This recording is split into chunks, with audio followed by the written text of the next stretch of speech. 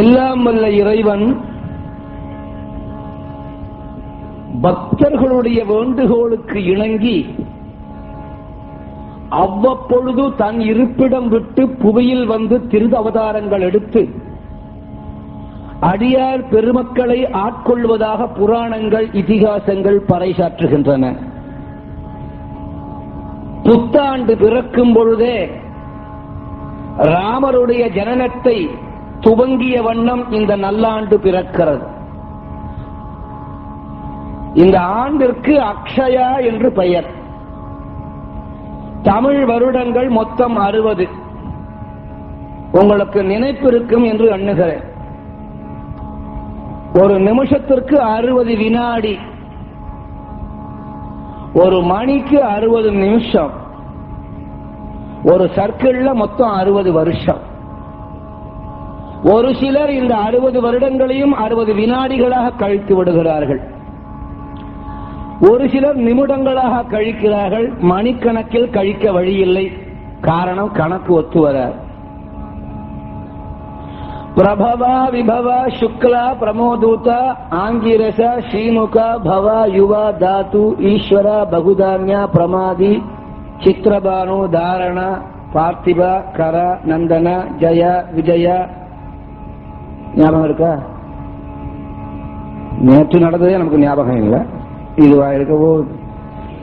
இப்படி துவங்குகின்ற பெயர்களை உடைய வருஷத்தினுடைய கடைசி வருஷம் அக்ஷயா. அதுதான் இப்பொழுது பிறந்திருக்க.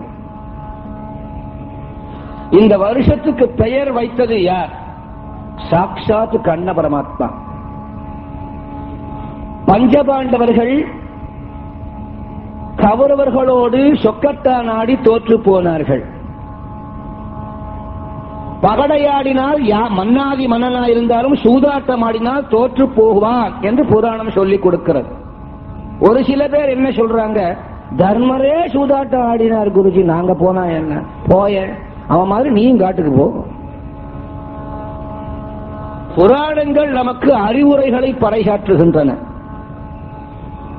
மன்னாதி மன்னனாக இருந்தாலும் சூதாடினால் அவன் ஒரு நாள் நடு ரோட்டுக்கு வந்து விடுவான். அது மட்டுமா, கட்டிய மனைவியை நட்ட நடுச்சபையில இழுத்து வருகிறான் துச்சாசனன். மானபங்கம் செய்யடா என்று சொல்லுகிறான் துரியோதனன். துச்சாசனன் திரௌபதியினுடைய புடவையை பிடித்து நடுச்சபையிலே துயில் உரிக்கின்றார். பெண்ணுக்கு முக்கியம் மானம். அப்படி மானம் 4 பேர் மத்தியில் பறிபோனால் அவள் எந்த அளவுக்கு வேதனைப்படுவாள் என்று நாம் திரௌபதியாக இருந்து நினைத்து பார்க்க வேண்டும். ஆண்களே அவமானத்தை தாங்க மாட்டார்கள் என்றால் பெண்கள் ஒவ்வொன்றும் தாங்க இயலும். இவளுக்கு தர்மன் என்று ஒரு கணவன், பீமன் என்று ஒருவன், அர்ஜுனன் என்று ஒருவன், நகுலன் என்று ஒருவன், சகாதேவன் என்று ஒருவன். 5வரும் மிக மிக பலம் பொருந்தியவர்கள். பலம் பொருந்திய 5வர்களை கணவன்மார்களாக பெற்றும் மானம் பறிபோகும் பொழுது அந்த 5வரும் அவளுக்கு பயன்படவில்லை. மனைவியின் மானத்தை காப்பது கணவனுடைய கடமை. அந்த கணவன்மார்களே இவளுடைய மானத்தை காப்பாற்ற வகையில்லாமல் இருந்தார்கள். ஏன்? அந்த சூதாட்டம் அவர்களை அடிமையாக்கியது. சூதாட்டம், குடி, கூத்தி, சின்ன வீடு, இது உள்ளவன் உருப்பட்டதாக இன்னைய வரையில் சரித்திரம் கிடையாது. அப்படி 5வரும் கைவிட்டனர். எல்லோரும் கைவிட்டால் இறைவன் கைவிடுவானா? சபையிலே பீஷ்மரை பார்த்து கதறுகிறாள், துரோணாச்சாரியரை பார்த்து கதறுகிறாள். அனைவரும் தலைகுனிந்த வண்ணம் நிற்கின்றனர். ஏன்? சூதாடியவர்களுக்கு பரிந்து பேச அவர்கள் தயாராக இல்லை. நல்ல வழியை விட்டு தீய வழியில் சென்றால் மகான்களும் வாளாவிருந்து விடுவர். இந்நிலையிலே யார் நமக்கு கதி என்று நினைத்தாள் திரௌபதி. சாட்சாத் ஸ்ரீ கிருஷ்ண பரமாத்மாவை விட்டால் வேறு வழி இல்லை என்று கடைசியில தான் அவளுக்கு கிருஷ்ணன் ஞாபகம் வந்தது. புராணம் நமக்கு சொல்லிக் கொடுக்கிறது பாடங்களை. நமக்கு ஏதோ ஒரு நோய் கண்டிருக்கிறது என்று வைத்துக் கொள்ளுவோம். லேசாக முதுகுல வலின்னா, முதுகுல வலின்னு சொன்ன உடனே எத்தனை பேர் சாமி கும்பிடுறான்? ஒரு பயலும் கும்பிட மாட்டான். முதுகுல வலி வந்த உடனே முதல் காரியமா யூகாலிப்டஸ் ஆயில போட்டு தேக்க சொல்லுவான் வீட்டுக்காரிய. கிடைச்ச தருணத்தை விடுவாளா? நல்லா தேப்போம். ஏற்கனவே தேய்ச்சி தேய்ச்சி குழந்தை தேஞ்சு போயிருக்கான், மேலும் தேய்ப்பல். வலி போகல, அப்பவாவது இவனுக்கு கடவுள் நினைப்பு வருமா? வப்பனான வராது. எப்ப வரப்போறோம்? உடனே என்ன பண்ணுவான்? வைத்தியரை நாடி போவான். வைத்தியர் மருந்து கொடுப்பார், தேக்கிறதுக்கு தைலம் கொடுப்பார், உள்ளுக்கு மாத்திரை கொடுப்பார், சாப்பிடுவான். போகாது. அப்பவாவது கடவுள் நினைப்பு வருதா? வராது. இதை விட பெரிய டாக்டர் போவான். அவரே சொல்லுவார், நீங்க கொஞ்சம் பெரிய டாக்டரா பாருங்க. போவான் பெரிய டாக்டர். ஏன்னா பெரிய டாக்டர் போனாதானே தர்மம் பண்ணாத காசெல்லாம் அவுக்கலாம். போ. அங்க போன உடனே அவனுக்குள்ள அந்த டாக்டர்களுக்குள்ள ஏகப்பட்ட கூட்டம். போய் யூரினை டெஸ்ட் பண்ணிட்டு வா, அதுக்கு ஒரு டாக்டர். பிளட் டெஸ்ட் பண்ணிட்டு வா, அதுக்கு ஒரு டாக்டர். கஷாப்பு கடைக்கார மாதிரி இத்தனை டாக்டர்களும் சேர்ந்து வெட்டுவாங்க. மனத்தை டெஸ்ட் பண்ணிட்டு வா, முதுகு எக்ஸ்ரே எடுத்துன்னு வா. ஒரு மாதிரியா 5 டாக்டரும் மொத்தமா சேர்ந்து டயக்னைஸ் பண்ணி மருந்து கொடுப்பான். அந்த மருந்தை சாப்பிட்டும் குணமடையல. என்ன வழி? அமெரிக்கா. எல்லாத்துக்கும் அதுதான். எங்க ஊர்ல அப்படித்தான். நினைச்சா அமெரிக்கா போவோம். அதுக்காகவே மந்திரி ஆகணும்னு நினைப்பான் எல்லாரும். நேர அமெரிக்கா, மாமனார் வீடு. அங்க பெரிய ஹாஸ்பிட்டல். அங்க போன ஸ்பெஷல் எக்ஸ்ரே எல்லாம் எடுத்த உடனே இவனுக்கு புற்று நோயின்னு டயக்னைஸ் பண்ணுவான். அது வரையில் இந்த பயலுக்கு ஆண்டவன் ஞாபகம் கிடையாது. இது கேன்சர்னு சொன்ன உடனே சத்தியமா பொழைக்க மாட்டோம்னு தெரிஞ்ச உடனே திருப்பதி ஆண்டவனே உன் தண்ணிதாட்டில் வந்து மொட்டை அடிக்கிறேன். இவருக்கு உசுரை கொடுத்தா இவன் மசுரை கொடுப்பான். பொல்லாத போசங்க. வைத்தீஸ்வரன் கோயிலுக்கு வேண்டிக்குவான், பழனிக்கு வேண்டிக்குவான், திருச்செந்தூருக்கு வேண்டிக்குவான். இது முன்னாலேயே வேண்டியிருந்தா இந்த புற்றுநோய் வாராது இருந்திருக்குமா? ஆக கடைசியில தான் இறைவன் நினைப்பு வருகிறது. அந்த நேரத்திலாவது வருகிறதே என்று மகிழ்ச்சி. அதுபோல திரௌபதியானவள் நடுச்சபையிலே கணவன்மார்கள் கைவிட்டனர், ஆசான் துரோணாச்சாரியர் கைவிட்டார், பிதாமகன் பீஷ்மர் வாழாவிருந்தார், கிருபர் சும்மா இருந்தார், திருதராஷ்டிரன் பேசவில்லை, காந்தாரி கண்ணை மூடிக்கொண்டாள். அத்தனை பேரும் கைவிட்ட உடனே வேறு வழியில்லை இறைவனை தவிர என்று கிருஷ்ணா ஜனார்தனா ராமானுஜா என்று கத்துகிறாள். அதுவரை இவன சும்மா இருப்பான. துச்சாதன புடவை இழுக்க ஆரம்பிச்சு விட்டான். இடுப்பு போட அவுக்கிற போது மேல் தாவணிய மேலங்கிய பிடிச்சுதான் இழுக்கணும். இழுக்கிறான். தன் இடது கையினால அப்படி ஒரு கெட்டியா பிடிச்சு கொண்டு மார்பகத்தை காட்டுவதற்கு பயந்த காலமும் உண்டு. நான் பழைய காலத்தை பத்தி பேசுறேன். அப்பெல்லாம் பெண்கள் மார்பகத்தை காட்டவே மாட்டாங்க. இப்ப அதுக்குன்னே டிரெஸ் இருக்கு. அது என்ன தலையெழுத்து இன்னும் சொல்றாள். என்னடா அதுக்கு உனக்கு போட்டுனதானே தெரியும்.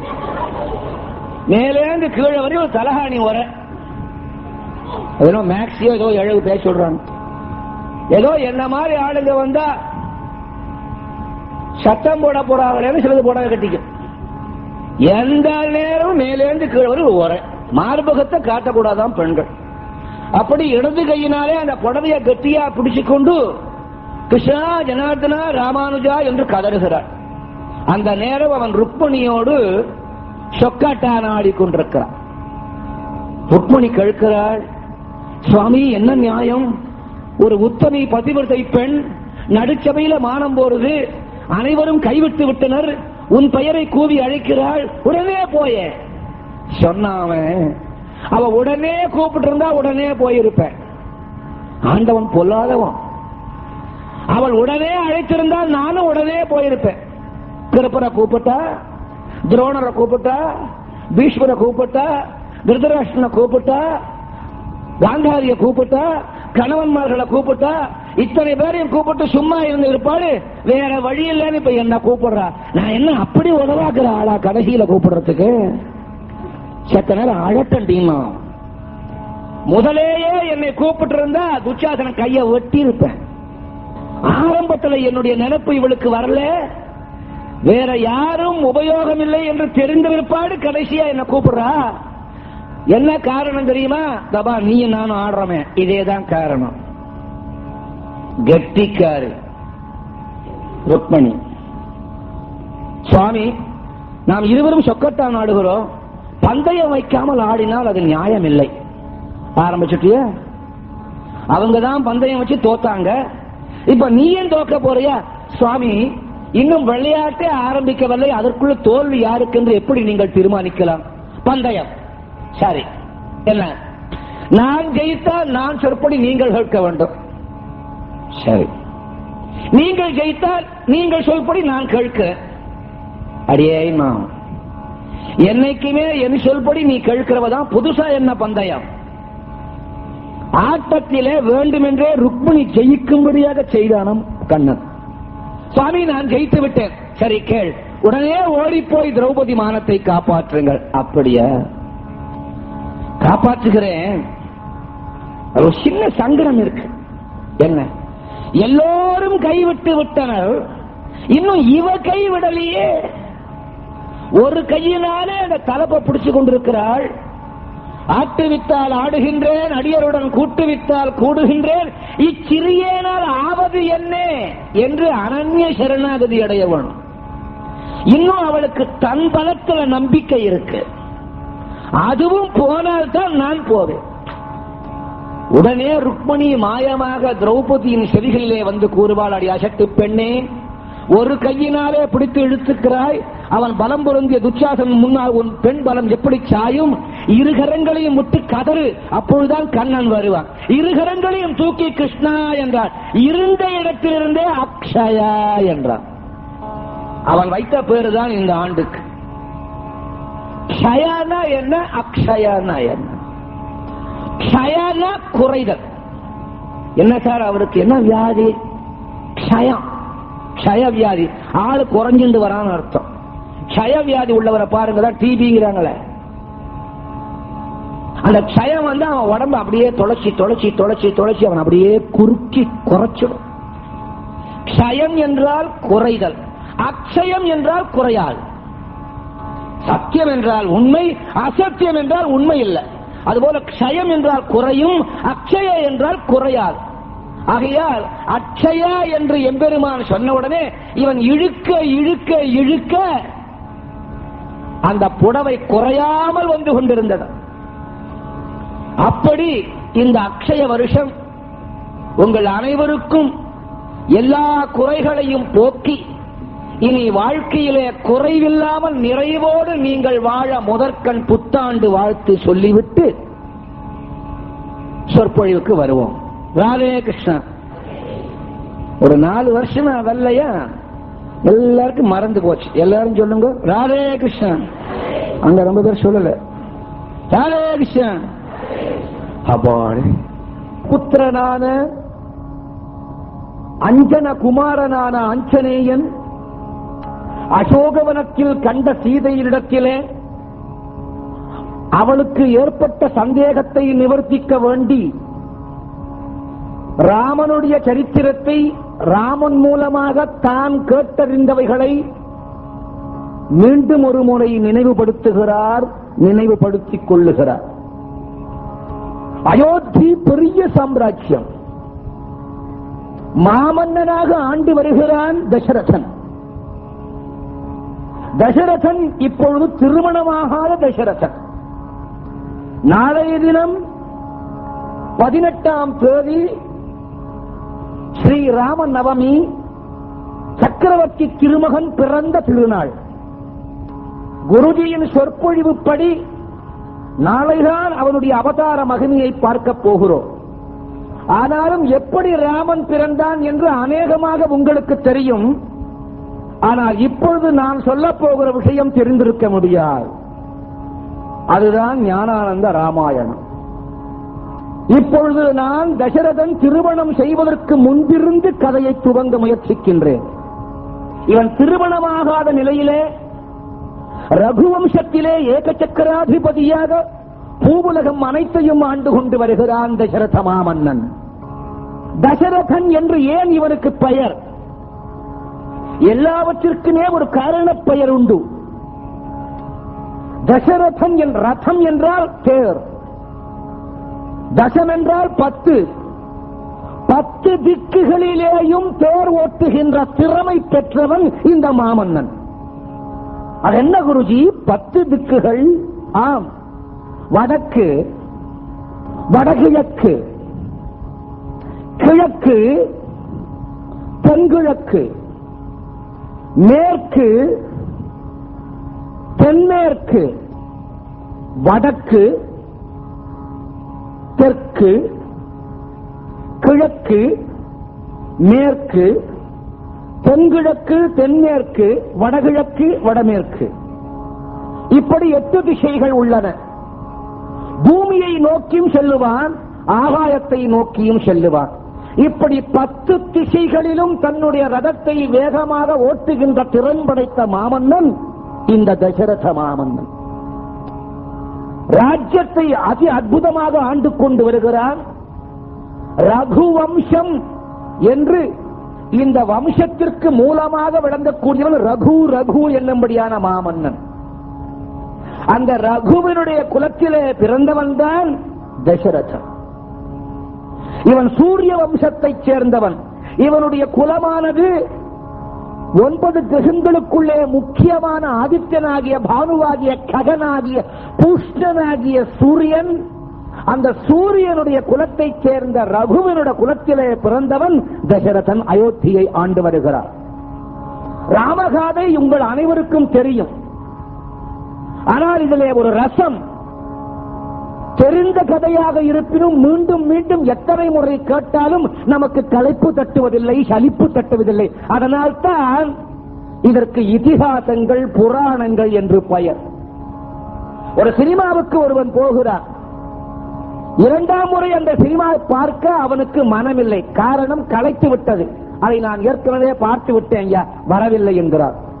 ஆனால் ஆண்டவனுடைய புராணங்களோ அடியார்களுடைய புராணங்களையோ எத்தனை முறை கேட்டாலும் நமக்கு களைப்பு ஏற்படுவதில்லை, சலிப்பு ஏற்படுவதில்லை. அன்னம் போன்றது.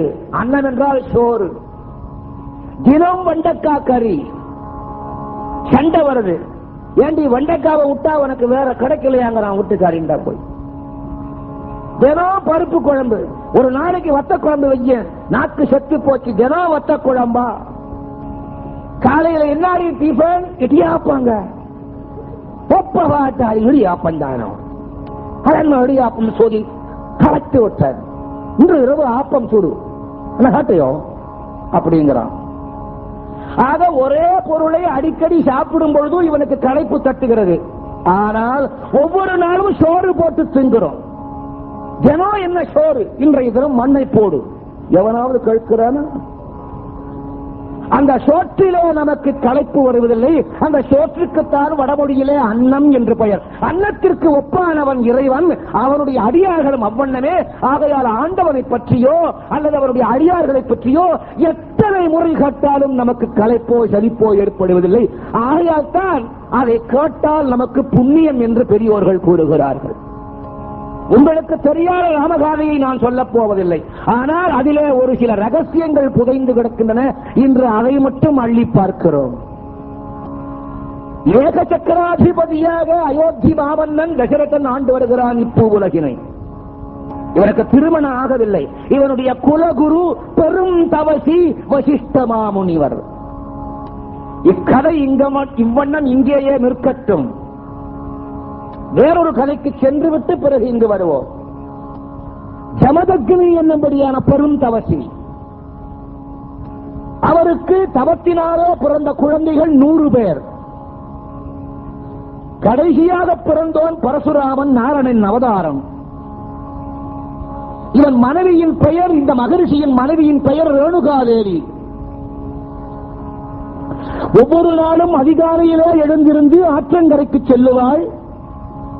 சூரியன் உதிக்கும் முன்னே செல்லுவாள்.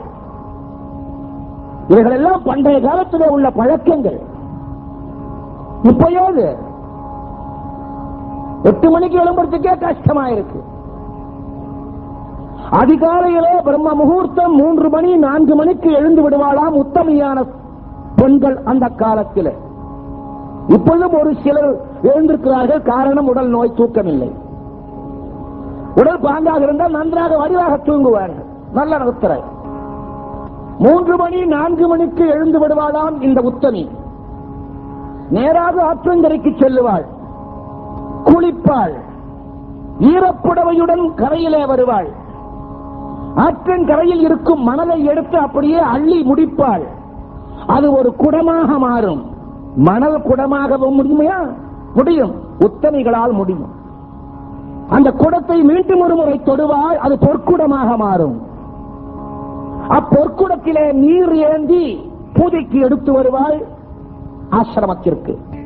ஒரு நாள் அதிகாலையிலே எழுந்திருந்தாள் இந்த உத்தமி ரேணுகாதேவி, ஜமதக்னியினுடைய மனையாட்டி, பரசுராமனுடைய தாய்.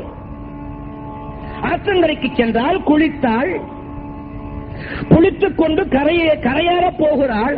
அந்த நேரத்திலே ஏதோ நிழல் தெரிந்தது. ஆற்றிலே லேசாக சந்திர வெளிச்சம்.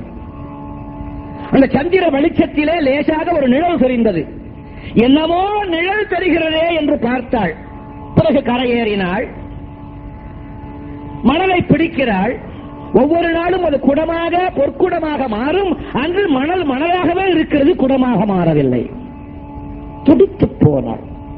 இறைவா, என் பாத்திவிரத்திய தர்மத்திற்கு, என் பதிவிரதா சக்திக்கு ஏதாவது பங்கம் விளைவித்துட்டதோ, மனமறிந்தோ அறியாமலோ ஒரு பாவமும் செய்தறியேனே.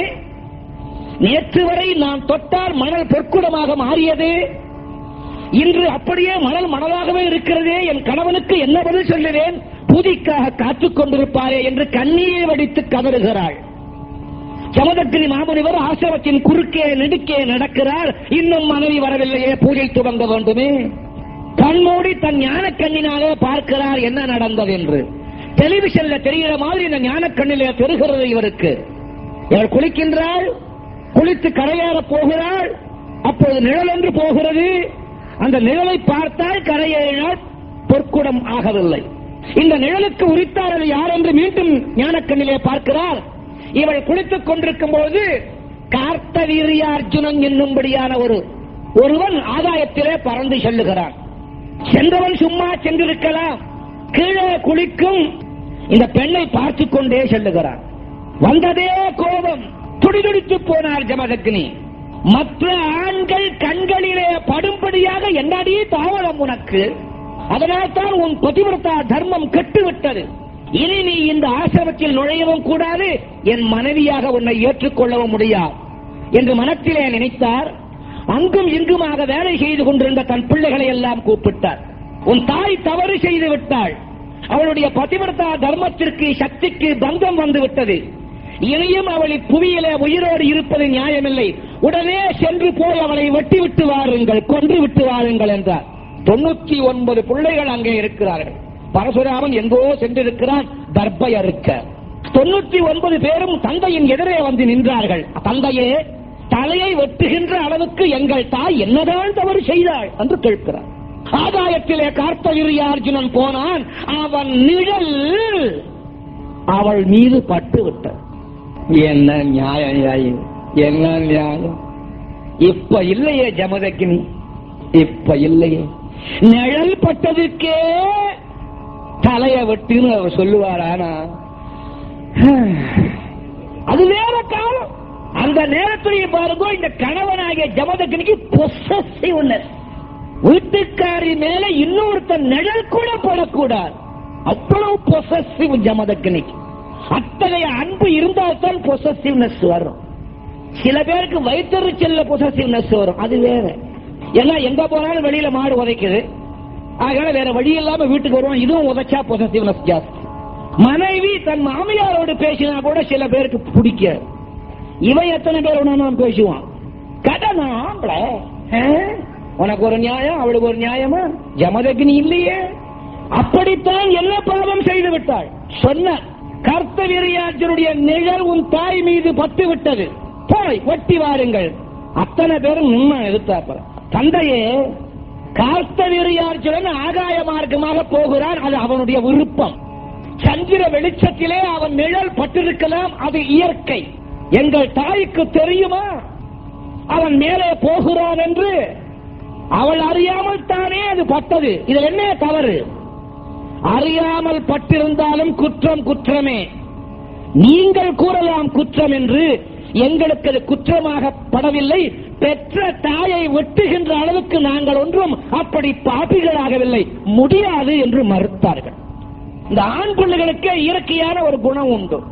சில பேருக்கு தொட்டா சுருங்கி தோரத்துல முள்ளங்கி, தொட்டவுடனே நினைச்சா கோபம் வரும். கோபம் வர்ற போது என்ன செய்யணும்? அவன் கோபத்தை அடக்க, அவன் சொல்லுவதை கேட்கிறமாகவாவது நடிக்கணும். தானாக சாந்தமடைவான். அவன் கோபப்பட்டிருக்கிற நேரம் பார்த்து நீயும் ஏதாவது சொல்லுவாயனா கோபம் இன்னும் பொத்திக் கொண்டு வரும். ஏற்கனவே கோபம் அடைந்தவர் பிள்ளைகள் சொல்வார்த்தை கேட்கவில்லை என்ற உடனே பொங்கி எழுந்தார். பரசுராமா என்று கத்தினார். ஓடி வருகிறார் பரசுராமன். சாட்சாத் நாராயணனுடைய அவதாரம். பரசுராமா, உன் தாய் தவறிழைத்தாள், அவள் தலையை வெட்டு வரும்படி உன் உடன் பிறந்த சோதரர்களிடத்திலே கூறினேன், மறுத்து விட்டார்கள். நீ என்ன செய்ய போகிறாய்? பதில் பேசவில்லை. கீழே குனிந்தான். விறகு வெட்டும் கோடலியை சுமந்தார். தந்தையே, நான் தயார், என்ன செய்ய வேண்டும்? என் வார்த்தைக்கு கீழ்ப்படியாத உன் சோதரன்மார்களை முதலிலே வெட்டு, அதன் பிறகு ஆற்றங்கரையிலே உன் தாய் இருக்கிறாள், அழுது கொண்டு அவளையும் வெட்டி தந்தை சொல்லை காக்கும் தீரனாக ஓடிவார். அப்படியே செய்கிறேன் தந்தையே என்றால், உடன் பிறந்த 99 சகோதரர்களுடைய கழுத்தையும் வெட்டினான். நேராக ஆற்றங்கரைக்கு போனான். அவளிடத்திலே பேசவில்லை. கோடலிலே ரத்தம் சொட்டுகிறது. அரை குறை சந்திர வெளிச்சத்திலே பார்க்கிறாள். ரத்தத்தோடு ரத்த கரையோடு வருகிறாள். என்ன நடக்கப் போகும் என்று அவளுக்கு தெரிந்துவிட்டது. மௌனமாக நின்றாள். தாயை மும்முரம் வலம் வந்தான். ஏனடா வலம் வருகிறாய்? என்னை பெற்றவளாயிற்றே. இந்த கோயிலை மும்முறை வலம் வந்து பிறகு அழிக்கிறேன். தந்தை கட்டளைக்கு நான் மறுவார்த்தை கூறும் வழக்கம் இல்லை என்பது தாயே நீ அறிவாய். பரசுராமா, 100 பிள்ளைகளை நான் பெற்றிருப்பினும் நீதானடா என்னுடைய உண்மையான மகன். தந்தையின் வார்த்தையை கேட்டாயே, அது ஒன்றே போதும். என் வயிறு குளிர்ந்து விட்டது, இது இப்புவியில் எனக்கு இருக்க விருப்பமில்லை என்று தலையை குனிந்தாள். வெட்டினான். தலை ஒரு புறம், முண்டம் ஒரு புறம் போய் நின்றது. வேகமாக வருகிறார். இவன் ஆசிரமத்தை நோக்கி வருவதற்குள் அங்கு என்ன நடந்தது? ஆற்றங்கரையிலே, ஆற்றங்கரைக்கு பக்கத்திலே ஒரு ஹரிஜனர்கள் வாழும் கிராமம். அங்கே ஒரு ஹரிஜனனுக்கும் அவன் மனைவிக்கும் பெருத்த சண்டை. சண்டை முற்றி பெண்டாட்டியை வெட்ட கொடுவாளை தூக்கிக் கொண்டு ஓடி வருகிறார். அவள் உயிருக்கு பயந்து ஆற்றங்கரையிலே ஓடி வருகிறார். கரையிலே வந்தவுடனே அவள் கேசத்தை பிடித்து கழுத்தை வெட்டி போட்டுவிட்டு அந்த ஹரிஜனன் போய்விட்டார்.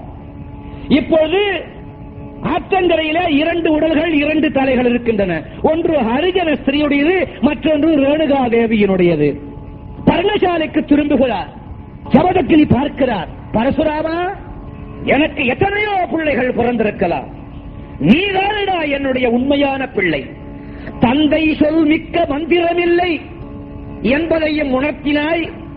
தாயினும் சிறந்ததொரு கோயிலும் இல்லை என்று ஒட்டுவதற்கு முன்னால் அவளை வலமும் வந்தாய்.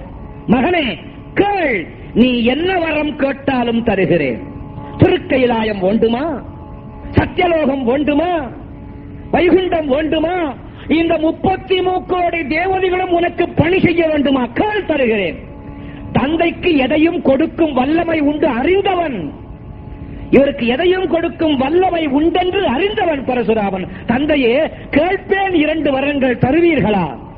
மகனே, உன்னுடைய செய்கையினாலே மனம் முழுமையாக மகிழ்ந்திருக்கிறேன். கேள், தருகிறேன். வெட்டப்பட்ட என் சோதரன்மார்கள் மீண்டும் உயிர் பெற வேண்டும் முதல் வரத்தாலே.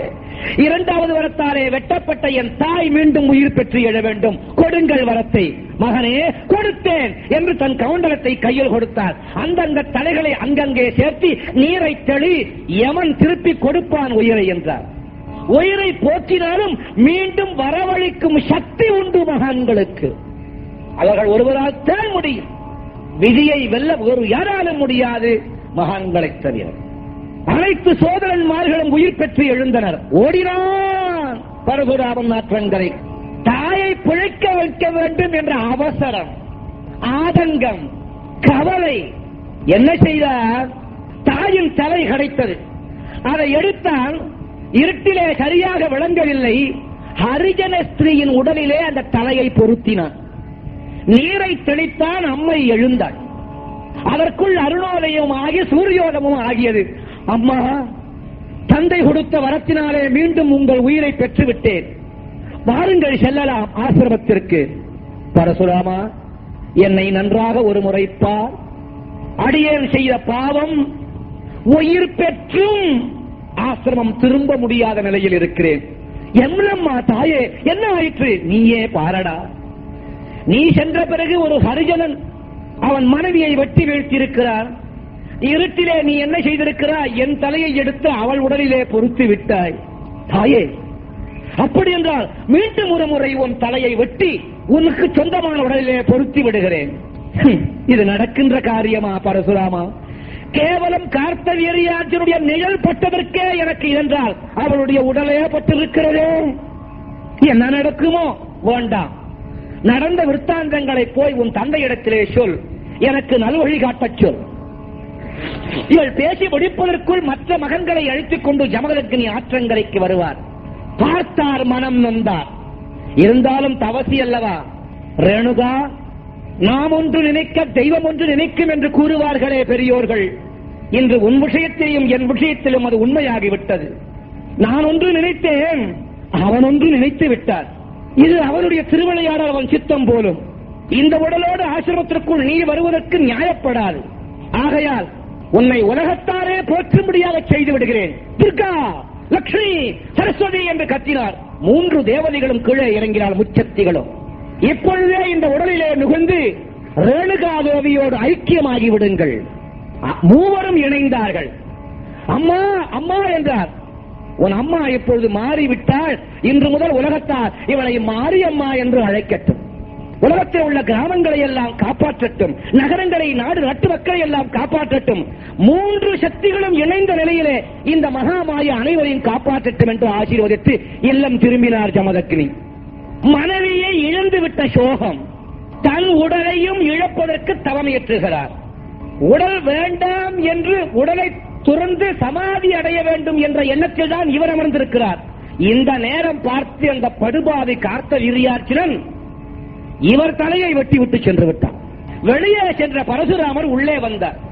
தந்தையின் தலை முண்டமாக கிடக்கிறது. கமண்டலத்திலே இன்னும் ஜலம் இருக்கிறது. தந்தையின் தலையை எடுத்து ஒட்ட வைக்க போனான். தலை பேசுகிறது. பரசுராமா, கவலைப்படாதே, மீண்டும் தலையை ஒட்டி விடாதே. இந்த உடல் வேண்டாம் என்று நானே தீர்மானித்திருந்தேன். நான் ஒரு மாதிரியாக தீர்மானித்திருந்தேன். இறைவன் வேறு மாதிரியாக தீர்மானித்து விட்டார். ஆகையால் உன் தாயை வழிபட்டுக் கொண்டு உலகத்து மக்களுக்கு நன்மையே செய்வாயாக. தந்தையின் வார்த்தையை மீற முடியாமல் தலையை தனியாக புதைத்தான், உடலை தனியாக புதைத்தான். ஓடினான் நேர கோடலியை எடுத்த அரே கார்த்தவீர்யார்ஜுனா, என் தந்தை தவமித்துக் கொண்டிருக்கிற நிலையிலே அவள் தலையை வெட்டினாயே, நீ மட்டுமல்ல உன் வம்சமாகிய சத்திரிய வம்சமே இந்த உலகத்தில் இல்லாமல் அழித்து விடுகிறேன்.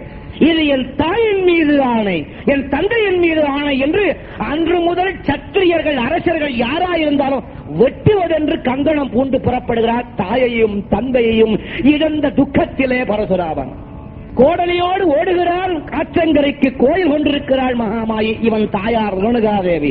போய் விழுந்து வணங்கினார். தாயே, உன் மீது ஆணை வைத்திருக்கிறேன், சத்திரிய பூண்டே இல்லாமல் அழிக்கப் போகிறேன். இந்த உலகத்திலே இனி சத்திரியர்கள் என்று ஒருவர் இருந்ததாக சரித்திரமே இருக்கக்கூடாது.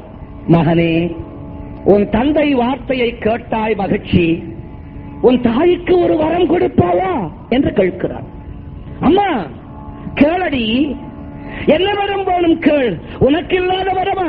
மகனே, சத்திரிய பூண்டே இல்லாமல் அழித்து விடுகிறேன் என்று என்னை கேளாமல் என் மீது ஆணை வைத்து விட்டாயே. உன்னை தடுத்து நிறுத்துவது என்பது முடியாது என்பது எனக்கு தெரியும். ஆனாலும் ஒன்று செய். திருமணம் அப்பொழுதுதான் ஆகி இருந்தால் அந்த சத்திரியனை ஓராண்டுக்கு நீ வெட்டாமல் இருக்க வேண்டும். 1 வருடமாவது அந்த பெண் அவனோடு குடும்பம் நடத்த வேண்டும். திருமணம் ஆனவுடனே வெட்டினால் உடனே அவள் உதவியாகி விடுவாள். எனக்கு கிடைத்த தண்டனை போதும், உலகத்திலே சத்திரிய பெண்களுக்கு இது வேண்டாம், கொடுவரம். கொடுத்தேன் அம்மா. கல்யாணம் ஆகின்ற நிலையில் யார் இருந்தாலும் அவர்களை வெட்ட மாட்டேன், ஓராண்டு காலம். இப்படி பல சத்திரியர்களை வெட்டிக் கொண்டு வருகிறார் பரசுராமர். வருகின்றவர் அயோத்திக்குள்ளே நுழைகிறார். சமாச்சாரம் தெரிந்துவிட்டது தசரதனுக்கு. 10 திக்குகளிலும் தேர் ஓட்டும் வல்லமை இவனுக்கு இருந்தாலும் மகா தபஸ்வி அவதார புருஷனான பரசுராமனை எதிர்த்து நிற்க முடியாது என்பது தெரியும் தசரதனுக்கு. ஆபத்து வந்தால் எங்கே போய் விழ வேண்டும்? குருவின் திருவடிகளே தான் விழ வேண்டும். வசிஷ்டருடைய திருவடிகளிலே போய் விழுந்து, ஐயனே மெய்யனே குரு பெருமானே என்னை காப்பாற்றுங்கள். அயோத்தி நகரத்திற்குள்ளே பரசுராமர் கோடாலியோடு நுழைந்து விட்டாராம், என் உயிரை பறித்து விடுவார். கவலைப்படாதே, பரசுராமர் இன்று வரப்போகிறார் என்று சென்ற மாதமே எனக்கு தெரியும். உன்னை காப்பாற்ற நான் ஏற்பாடு செய்து விட்டேன். என்ன சுவாமி? அதோ பார்த்தால் தர்பார் கல்யாண மண்டபமாக காட்சியளிக்கிறது. சுவாமி, உயிர் போகின்ற நிலையிலே கல்யாணமா? ஐயோ, கட்டிய பெண் உடனே விதவையாக வேண்டும். வேண்டாம், வேறு ஏதாவது வழி சொல்லுங்கள். வேறு எந்த வழியிலேயும் உன்னை காக்க முடியாது. பரசுராமன் தன் தாய்க்கு ஒரு வரம் கொடுத்திருக்கிறார். கல்யாணம் ஆகின்ற நிலையிலே ஒருவனை பார்த்தால் அந்த சத்திரியை ஓராண்டு காலம் விட்டு வைப்பதாக, உனக்கு உடனே இப்போது திருமணம் செய்தாக வேண்டும். சுவாமி, பெண்? அட அறிவு கட்டவனே, இந்த நேரத்திலே பெண் பார்ப்பது? பெண் பார்க்கிற நேரமா இது? நான் ஏற்கனவே பார்த்து விட்டேன். யார்? கோசல நாட்டு மாமன்னனுக்கு லிகிதம் எழுதி அவன் மகள் கௌசல்யை அழைத்து வர செய்திருக்கிறேன். மணந்து கொள், கையிலே தாலியை எடுத்துக்கொள். லக்னம், காலம், யோகம், நட்சத்திரம் ஒன்னும் பார்க்கலையா? குரு நினைச்சா ராகு காலத்திலேயும் செய்வார். ஏன்னா கிரகங்கள் அவர் சொல்படி கேட்கும். கையில தாலியை வச்சுக்கோ, கட்டாதே. சுவாமி, கவலைப்படாத, நான் மந்திரம் சொல்ற போது கட்டு, அது வரை கட்டாத. மேலதாரங்களா ரெடி, கட்டி மேலதான் ரெடியா இருங்க, மழைக்காரங்களா ரெடியா இருங்க. பரசுராமர் உள்ளே நுழைந்தார். தூரத்தே பரசுராமர் நின்று கொண்டு பார்க்கிறார் தசரதனை. மணமேடையிலே நிற்கிறார், கையிலே தாலி. ஐயோ, இவன் தாலி கட்டிவிட்டால் என் தாய்க்கு கொடுத்த ஆணை போல் இவனை விட்டுவிட வேண்டுமே. தாலி கட்டுவதற்குள் வெட்டுகிறேன் ஓடி வருகிறார். உடனே வசிஷ்டர் மந்திரம் சொன்னார். மாங்கல்யம் தந்துனா நேர மம ஜீவன ஹேதுனா கண்டே பத்ராபி சுபகே தம் ஜீவ சரதாம் சதம். கத்தினான் பால். கனைத்துக் கொண்டு நின்றார் பரசுராமர் வாயிற்படியிலே. வசிஷ்டரே கத்தர, இது உம்முடைய வேலையோ? பரசுராமரே, கோபம் தணிய வேண்டும். நீர் கோபப்படும்படியாக இங்கு என்ன நடந்து விட்டது? என்ன நடந்து விட்டதா? நான் வருகின்ற வரையில் தாலி கயிற்றை அவன் கையிலே கொடுத்து காக்க வைத்து, உள்ளே வரும்பொழுது என்னை அவமானப்படுத்துகின்ற அளவிலே திருமணத்தை நடத்தி வைத்தீர். இது என்ன நியாயம்? பரசுராமரே, தேவரீர் தயை கூர்ந்து கோபம் கொள்ளக்கூடாது. தாங்கள் ஏற்கனவே உங்கள் தாய்க்கு ஒரு சபதம் செய்து கொடுத்திருக்கிறீர்கள் என்பதை நினைவூட்டுகிறேன். அந்த நினைப்பு உனக்கு தெரிந்திருந்த காரணம்தான் இன்று தசரதன் தப்பிவிட்டால் விடமாட்டேன். ஓராண்டு காலம் கழித்து நிச்சயம் வருவேன். பரசுராமர் திரும்பி சென்றார். ஓராண்டு கழித்து வருவேன் என்று கூறிவிட்டாரே. குரு பெருமானே, இவளை திருமணம் முடிந்து கொண்டு இன்னும் 1 வருஷம் முடிவதற்குள் 1 வருஷத்திலே அவள் வெளியாக கவலைப்படாதே. இன்னும் 12 ஆண்டுகள் அவளுக்கு ஒன்றும் ஏற்படாது. என்ன உனக்கு புரியாது, நான் பார்த்துக் கொள்ளுகிறேன். நேராக ஓடினார். பரசுராமரே, பரசுராமரே அழைக்கிறார். சென்றவரை கூவி அழைத்தார். வெளியில போறவனை கூப்பிட்டா அந்த காரியம் உருப்படாது. இந்த சாஸ்திரம் தெரிஞ்சவர் அவர். தெலுங்குல ஒரு பழமொழி, எக்கட ஏ குதுரன்னா நேனு வஸ்தாவன்னா போஞ்சேசி போதாமன்னா ஆபனி சுன்னா. ஒருத்தன் வெளியில போற போது எங்க போறேன்னு கேட்க கூடாது. நேனு வஸ்தாவன்னா நானும் வரேங்க கூட சொல்லக்கூடாது. புறப்புற நேரத்துல இருங்க, சாப்பிட்டு போங்க, காவி சாப்பிட்டு போங்க, பசியா இட்டு போங்க, இப்படி சொன்னா என்ன ஆகும்? ஆபனி சுன்னா, போற காரியம் ஜெயிக்காது. இதை அறிந்தவர் பரசுராமர் வேண்டுமென்றே அபசகுணத்தை உண்டாக்க வேண்டி, பரசுராமரே சென்றவர் அப்படியே நின்றார். வசிஷ்டரே, நீர் அந்தணர், பிரம்ம ரிஷி, எமக்கொத்த பெருந்தவசி, தவசிகளுக்குள்ளேயே இப்படி பேதமா? நம் நம் போன்றவர்களுக்குள்ளேயே ஒற்றுமை இல்லை என்றால் உலகத்திலே மக்களுக்கு எப்படி ஐயா ஒற்றுமையை போதிப்பது? போதிக்கலாம் பரசுராமரே. உம்மை போன்று கொல்ல வந்தவர்களுக்கு எம்மை போன்றவர்கள் எப்படி உதவி செய்ய முடியும்? சரி, புறப்படும் பொழுது கூப்பிடுவது அவசகுணம் என்று தெரிந்திருந்தும் ஏனையா என்னை கூப்பிட்டீர்? சரி, கூப்பிட்டதோ நான் கூப்பிட்டேன், நீர் ஏன் நின்றீர்? நின்றது அவசகுணம் தானே. கூப்பிட்டதற்கு காரணம் என்ன? இல்லை, மீண்டும் அயோத்திக்கு எப்பொழுது வரப்போகிறீர் என்று கேட்டேன். எப்பொழுதா? ஓராண்டு முடிந்து வருவேன். பரசுராமரே, ஒன்று நினைவுபடுத்துகிறேன். என்ன, மனிதர்கள் கணக்கிலே ஓராண்டா அல்லது மகரிஷிகள் கணக்கிலே ஓராண்டா? பரசுராமர் திரும்பி பார்க்கிறார். என்ன கூறுகிறீர்? நீரும் மகரிஷி, நானும் மகரிஷி.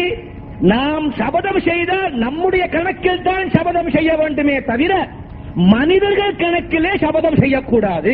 சரியாக 365 நாள் கழித்து வந்தால் நீர் மகரிஷியாக இருக்க முடியாது, மனிதர்தான். மனிதராக இருந்தால் மகரிஷியின் நிபந்தனை செல்லாது. மகரிஷியாக இருந்தால் நமக்கெல்லாம் கணக்கு, மனிதர்களுக்கு ஓராண்டு என்றால் நமக்கு 12 ஆண்டுகள். நினைவுபடுத்தினேன், அவ்வளவுதான். சிரித்தார்.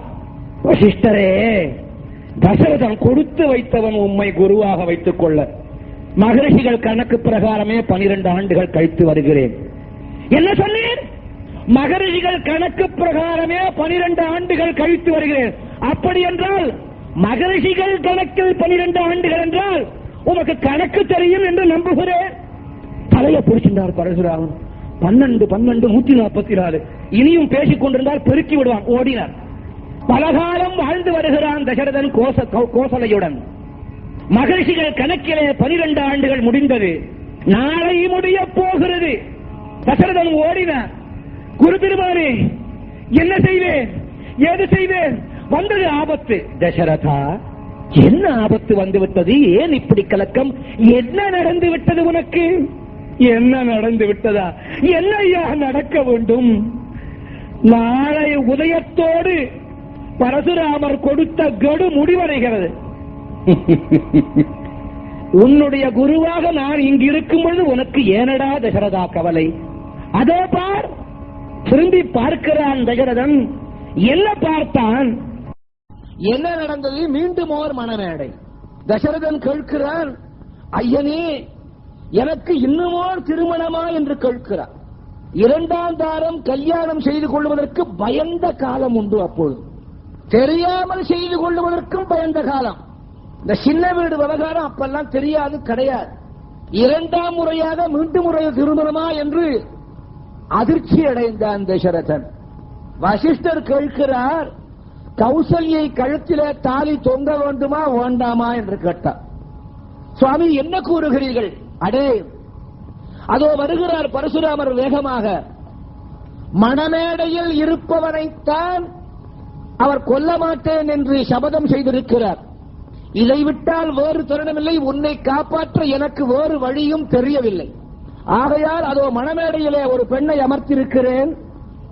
அவளை நீ இப்பொழுது மணக்கோலத்தோடு திருமணம் செய்து கொள்ளுவாயானால் இன்னும் ஒரு 12 ஆண்டுகள் நீ உயிர் பிழைப்பாய். என்ன சொல்லுகிறாய்? ஒரு வழியில்லை, கொடுங்கள் தாலியை என்றார். மாங்கல் எந்தன் துணானே நம ஜீவன ஹேதுனா கண்டே பத்ராமி சுபகே துவம் ஜீவசரதம் சதம். தாலியை கட்டி சோர்ந்து போனார் பரசுராமர். கோபத்தோடு கிடுகிடு என்று நடந்தார் வசிஷ்டரிடத்திலே. வசிஷ்டரே, மூத்தவள் இருக்கையில் இளையவளை திருமணம் செய்வது நியாயமா, சட்டமா? சாத்திரத்திலே எங்கு இடம் கொடுக்கிறது? ஒரு பெண்ணை ஒருவன் திருமணம் செய்து கொண்டு விட்டால் அக்னி வலம் வந்து அம்மி மிதித்து அருந்ததி பார்த்து அக்னி சாட்சியாக 33 கோடி தேவதைகள் சாட்சியாக திருமணம் செய்து கொள்ளும் போது மந்திரம் கூறுகிறீரே வசிஷ்டரே, அந்த மந்திரத்தின் கருத்தை நீர் மறந்து விட்டீரா? நான் மறக்கவில்லை பரசுராமனே, மறக்கவில்லை. அப்படி என்றால் சப்தபதி என்று கூறி 7 முறை அக்னியை வலம் வந்து அம்மி மதிக்கும் பொழுது பெண்டாட்டியின் வலக்கரத்தை பிடித்துக் கொண்டு வேத மந்திரத்தினாலே, இனி உன்னை விட்டு ஒரு கணமும் பிரியேன், என் வாழ்நாள் முழுவதும் உன்னை தவிர என் உள்ளத்தில் வேறு எவருக்குமே இடமில்லை, உன்னை என் வாழ்நாள் உள்ளளவும் காப்பாற்றுவேன், கண்ணீர் வராமல் பார்த்துக் கொள்ளுவேன், என்று சத்தியம் செய்துவிட்டு அந்த பெண் இருக்கும் பொழுதே இன்னும் ஒரு பெண்ணை திருமணம் செய்து கொள்வது எந்த சாஸ்திரத்திலே கூறியிருக்கிறதையா? எப்படி நீ அவனுக்கு இன்னும் ஒரு மனம் முடித்து வைக்கலாம்? வசிஷ்டர் திருப்பி கேட்கிறார், பரசுராமரே, இரண்டு மனம் செய்து கொள்ளக்கூடாது என்று எங்கு சொல்லி இருக்கிறது? பரசுராமர் திருப்பி கேட்கிறார், வேதத்திலே கூறுகிறதே உன்னை தவிர இங்கு வேறு ஒருவருக்கும் இடையில்லை என்று. ஆனால் இரண்டாம் தாரம் செய்து கொள்ளக் கூடாது என்று சொல்லியிருக்கிறதோ? என்னையா கூறுகிறீர்? நான் கூறுகிறேன் பரசுராமரே, அமைதியாக கேளுங்கள். மூத்தவள் இருக்கும் பொழுது அவள் சம்மதம் இல்லாமல் தான் இரண்டாவது தரம் கல்யாணம் செய்து கொள்ளக்கூடாது. மூத்தவள் சம்மதித்தால் செய்து கொள்ளலாம். சிரித்தார் பரசுராமர். அப்படி என்றால் கௌசல்யை சம்மதித்துத்தான் இந்த திருமணம் நடந்ததோ? எங்கே கௌசல்யை கூப்பிட்டு பரசுராமர் கேட்டு விடுவாரோ என்று பயந்தார் வசிஷ்டர். சாதுரியமாக பேசுகிறார். அதுதான் குருவுக்கு லட்சணம். சாதுரியம்னா புத்திசாலித்தனம். என்ன பேசுறார்? கௌசல்யை எதற்காக கௌசல்யை போய் கேட்க வேண்டிய அவசியம் என்ன? அவள் மாங்கல்யம் நிலை பெற வேண்டும் என்றால் அவள் உத்தரவு கொடுத்துத்தானே ஆக வேண்டும். கௌசல்யை வாய திறப்பல, அவ பர்மிஷன் கொடுக்கலன்னா மாங்கல்யம் போயிடுமே. இந்த பிள்ளைகளுக்கு பாடம் சொல்லி கொடுக்கிற மாதிரி ஆசான் மன்னனுக்கு பாடம் சொல்லி தருகிறார். இந்த பள்ளிக்கூடத்தில் அப்படித்தான். ஸ்கூலுக்கு போறான் பையன், வீட்டுக்கு திரும்பி வரான். அப்பா கேட்கிறார், பள்ளிக்கூடத்தில் இன்னைக்கு பாடம் எல்லாம் ஒழுங்கா நடந்துதா? நடந்ததுப்பா.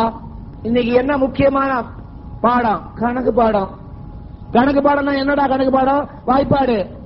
சரி, எத்தனை வாய்ப்பாடு சொல்லி கொடுத்திருக்காங்க? 12 வாய்ப்பாடு வரை சொல்லி கொடுத்திருக்காங்க. சரி, பைத்தஞ்சு எவ்வளவு? பைத்தஞ்சு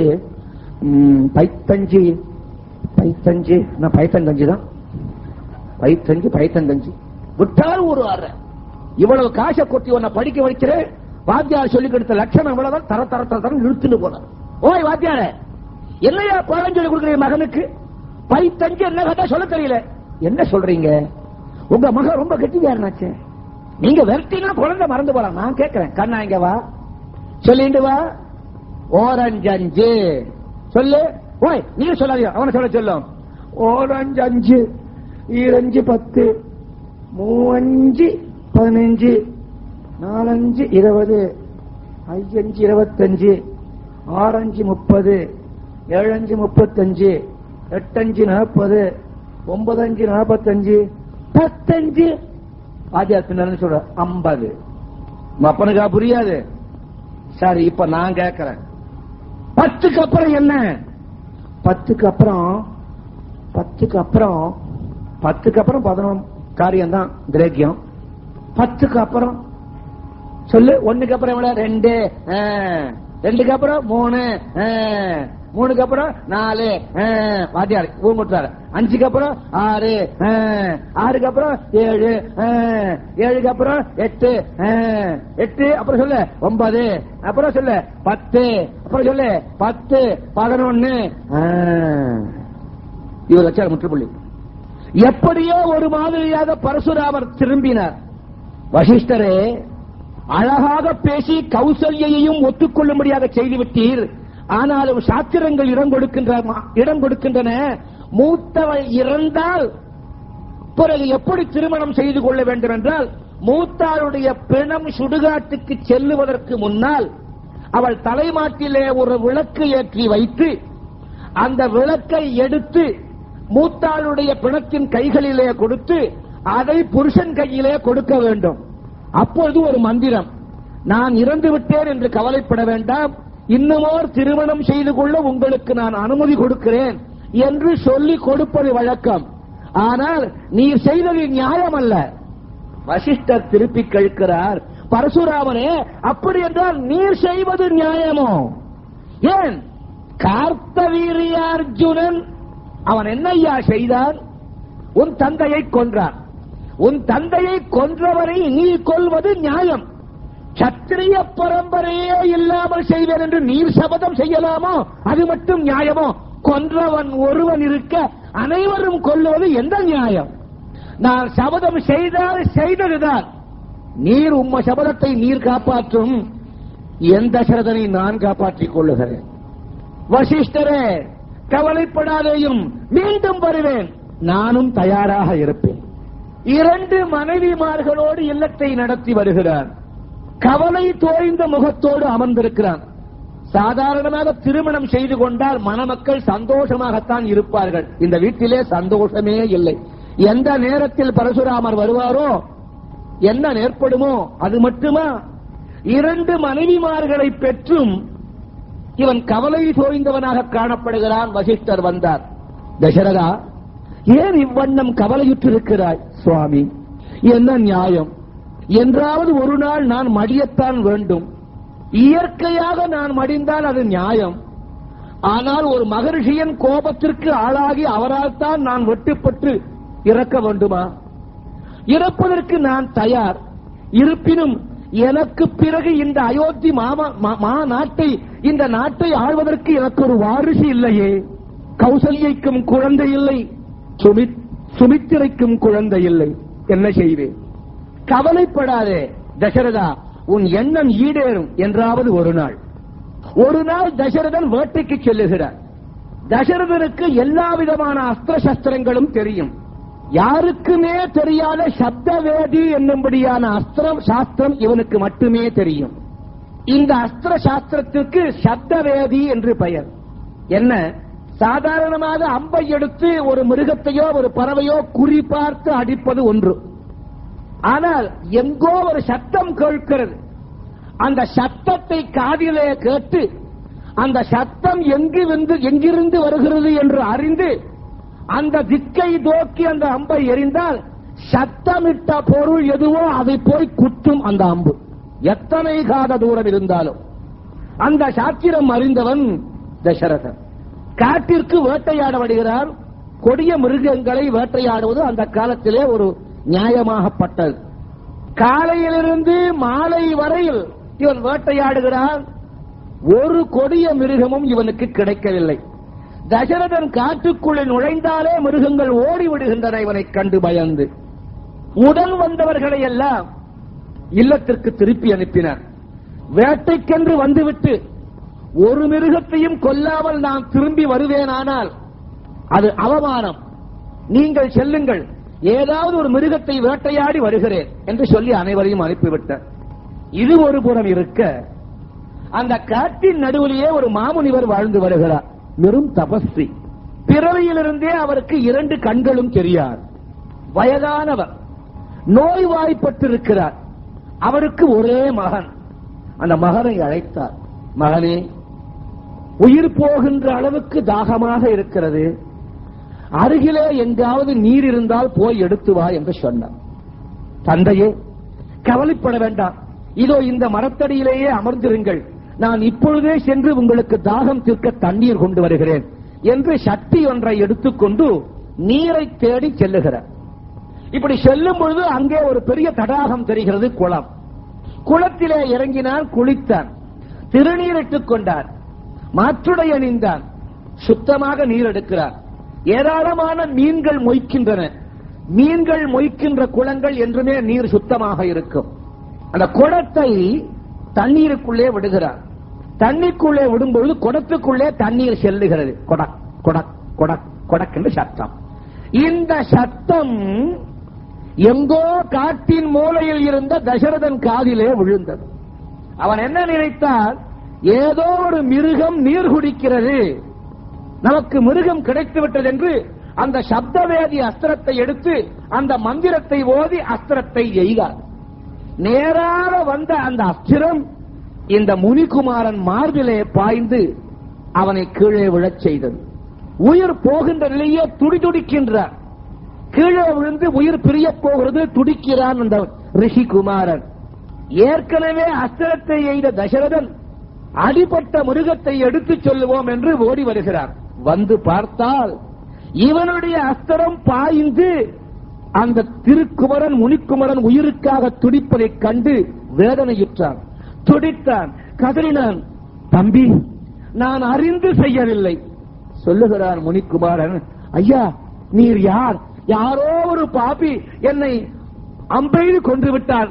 நான் என்ன பாபம் செய்தேன்? பாபம் நீ ஒன்று செல்லவில்லை அப்பா, செய்தது நான் தான், அஸ்திரத்தை எழுதியவன் நான் தான். நீரா நீரா நீரா என் மீது அஸ்தம் எய்தீர். முனிகுமாரா, என்னை மன்னித்து விடு. அதிகாலையிலே வேட்டைக்காக புறப்பட்டு வந்தேன். ஒரு மிருகமும் கிடைக்கவில்லை. ஏதாவது ஒரு மிருகத்தையாவது அடித்துச் செல்ல வேண்டும் என்ற எண்ணத்தோடு இருந்தேன். இருட்டுகின்ற வரையில் ஒன்றும் கிடைக்கவில்லை. நீ தண்ணீர் எடுக்கும் பொழுது ஏதோ சத்தம் கேட்டது. ஏதோ ஒரு மிருகம்தான் நீர் குடிக்கிறதோ என்று எண்ணி அஸ்திரத்தை எய்துவிட்டேன். என்னே என்னுடைய மடமைத்தனம், என்னே என்னுடைய மூடத்தனம், இவ்வேளையை மன்னித்து விடு. ஐயா, உம்முடைய பெயர் என்ன? என் பெயர் தசரதன். இருகரம் கூப்பினானாம் இறக்கின்ற தருவாயிலையும் முனிகுமாரன். ஐயனே, உங்களை நோக்கித்தான் என் தந்தையை அழைத்து வந்து கொண்டிருந்தேன். என் தந்தை பெரும் தவசி, பிறவியிலிருந்தே 2 கண்களும் அற்றவர். தங்களை கண்டு இந்த காட்டிலே நல்லதொரு இடம் பெற்று ஆசிரமம் அமைத்து கடைசி காலம் வரையில் வாழலாம் என்று தந்தையை உம்மை நோக்கித்தான் அழைத்து வந்தேன். உம்மாலேயே எனக்கு மரணம் ஏற்பட்டு விட்டது. இந்த நேரத்தில் உம் மீது எனக்கு கோபம் இல்லை, விதியினால் ஏற்பட்டது என்பது எனக்கும் தெரியும். இருப்பினும் உம்மிடத்திலே ஒரு உதவி கேட்கிறேன், செய்வீர்களா? முனிகுமாரா, கேள், நீ எது கேட்டாலும் செய்கிறேன். என் தந்தை தாகத்தினாலே அங்கே மரத்தடியிலே துடித்துக் கொண்டிருக்கிறார். மகன் வருவான், நீர் கொண்டு வருவான், தண்ணீர் குடிப்போம், தாகம் தனியும் என்று ஏங்கிக் கொண்டிருக்கிறார். இந்த குடத்தில் உள்ள நீரை உடனே எடுத்துச் சென்று என் தந்தையின் தாகத்தை தளிக்க வேண்டும். இது நீர் செய்தால் போதும். தண்ணீரை கையில் எடுத்துக் கொண்டால் முனிகுமாரன் உயிர் பிரிந்தது. உள்ளுக்குள்ள பயம் இவனுக்கு. நடந்து வருகிறார். வீர நடை போடுகின்றவனுக்கு வீர நடை ஓடிவிட்டது. யாருக்குமே பயப்படாதவன் சத்தியத்துக்கு பயப்படுகிறவன். எதிரிகளுக்கு பயப்படாதவன் உண்மைக்கு பயப்படுகின்றவன், நியாயத்திற்கு பயப்படுகின்றவன். கால்கள் தடுமாற நடந்து கொண்டு வருகிறார். தூரத்தே பார்க்கிறார். முனிபுங்கவர் கண்மூடி உட்கார்ந்து கொண்டு, மகனே மகனே, தாகமா இருக்கிறது, இன்னுமா வரவில்லை, இன்னுமா நீர் கிடைக்கவில்லை என்று கதறிக் கொண்டிருக்கிறார். அவரிடத்திலே போய் எப்படி சொல்லுவேன் என்று துடிக்கிறான் தசரதன். அறிந்து செய்தாலே துடிப்பான் பாபத்திற்கு. அறியாத செய்த பாபத்தை நினைந்து துடிக்கிறான். அப்படி துடிக்கிறார். வேறு வழியில்லை. பானை எடுத்துக்கொண்டார். நடந்து வர சத்தம் கேட்கிறது. தன் மகன்தான் வருகிறானோ என்று எண்ணிய முனிவர், மகனே, இத்தனை நேரமா, விரைவிலே தண்ணீரை கொடு. பேசாத வண்ணம் நீரை கையிலே கொடுத்தார். நீரை கையிலே வாங்கிக் கொண்டார். இவர் குடித்திருந்தால் இவரும் உயிர் வாழ்ந்திருப்பார். குடிப்பதற்கு முன்னாலே கேட்டார், மகனே, நீர் கொண்டு வர இவ்வளவு தாமதமேன்? அருகிலே எங்கும் நீர்த்துணைகள் இல்லையோ? எப்படி பதில் சொல்லுவார்? அவர் மகன் என்று நினைத்து கேட்கிறார். மகனையோ கொன்றவன் எதிரே வந்து நிற்கின்றான். எப்படி சொல்லுவான்? உன் மகனை நான் தான் ஐயா கொன்றேன், அதுவும் குருடர், கண் தெரியாதவர். இவர் கேட்ட கேள்விக்கு பதில் எழவில்லை. மகனே, நான் கேட்கின்றேன், கேள்விக்கு பதில் கூறாமல் இருக்கிறாயே, என்ன ஆயிற்று உனக்கு? நான் எப்பொழுது எதை கேட்டாலும் ஓடோடி வந்து பதில் கூறுகின்ற நீ இப்படி சும்மா நிற்கின்ற காரணம் என்ன? உனக்கு ஏதாவது ஆபத்தா? பதில் இல்லை. மகனே, கோபம் வந்து கேட்கின்றேன், கொஞ்சம் கூட உன் தந்தை என்ற மரியாதை இல்லாமல் பதில் சொல்லாமல் இருக்கிறாய். சொல்ல போகிறாயா இல்லையா? முனிபுங்கவரே, அடியேன் தசரத மாமன்னன், வணக்கங்கள். யார்? தசரத மாமன்னனா? ஓ, அப்படி என்றால் என் மகன். முனிபுங்கவரே, முதலில் நீங்கள் தாகமாக இருக்கிறீர்கள், நீரை குடியுங்கள், பிறகு சொல்லுகிறேன். முடியவே முடியாது. என் மகனுக்கு என்ன ஆயிற்று? முதலிலே அதை கூறு. நீரை அருந்துகள். முடியாதப்பா, என் மகன் என்னானான்? அவனை பார்த்தாயா? பார்த்தேன். எங்கிருக்கிறார்? குளத்தின்கரையிலே. என்ன ஆயிற்று? பட்ட மரம் போல் கீழே விழுந்தவர் திருவடிகளை பிடித்துக் கொண்டார். கால்களை பிடித்துக் கொண்டு மன்னன் வணங்குகிறான் என்று அறிந்தார். என்னமோ நம் மகனுக்கு ஆகிவிட்டது என்று எண்ணி கையை விட்டால் சட்டி கீழே விழுந்து உடைந்தது. நீரெல்லாம் போய்விட்டது. கதறுகிறார், மன்னவா, காலை விடு, எழுந்திரு, என்ன ஆயிற்று என் மகனுக்கு? ஐயனே, அதிகாலையிலே வேட்டையாட வேண்டும் என்று காட்டிற்கு வந்தேன். ஒரு மிருகங்களும் கிடைக்கவில்லை. உடன் வந்தவர்களை எல்லாம் அரண்மனைக்கு திருப்பி அனுப்பிவிட்டு எப்படியாவது ஒரு மிருகத்தோடு வருகிறேன் என்று சொன்னேன். அந்தி மயங்கியும் மிருகங்களிலும் கிடைக்கவில்லை. திடீரென்று குளத்தின் கரையிலே ஏதோ நீர் குடிக்கும் சத்தம் கேட்டது. அந்தி மயங்கிய பிறகு மக்கள் சென்று நீர் எடுக்கும் வழக்கம் இல்லை. ஆகையால் ஏதோ மிருகம்தான் நீர் அருந்துகிறது என்று எண்ணி சப்தவேதி என்னும் அஸ்திரத்தை எழுதினேன். அது தவறாக உங்கள் மகன் மீது பட்டு உங்கள் மகன் அப்பொழுதே இறந்து விட்டான். வேறு வழியில்லாமல் நீரை நான் கொண்டு வந்தேன். ஆனா பாப்பி, சண்டாளா, துரோகி, இருந்து என் ஒரே மகனை கொன்று விட்டாயே. காலில் விழுந்து கதறார், என்னை காப்பாற்றுங்கள், என்னை மன்னியுங்கள். நீயா? நீ ஒரு மன்னவனா? நீ செங்கோலா? உனக்கு கையில் ஒரு செங்கோலா? நீ சத்தியம் தெரிந்தவனா? நியாயம் தெரிந்தவனா? நேர்மையை சொன்னா? அடே மூடா, உனக்கு ஒரு மகன் இருந்து அவன் இப்போ இது போன்று உன்னை விட்டு பிரிந்திருந்தால் மகனை பிரிந்த பாசம் என்னவென்று உனக்கு தெரியும். அடே மூடா, இப்போது கூறுகிறேன் கேள். எப்படி புத்திர சோகத்தால் மகன் இந்த பிரிந்த துக்கத்தால் என் உயிர் பிரிய போகிறதோ அதுபோல் ஒரு நாள் நீயும் உன் மகனை பிரிந்து உயிரை விடக்கடவாய் என்று சபித்தார்.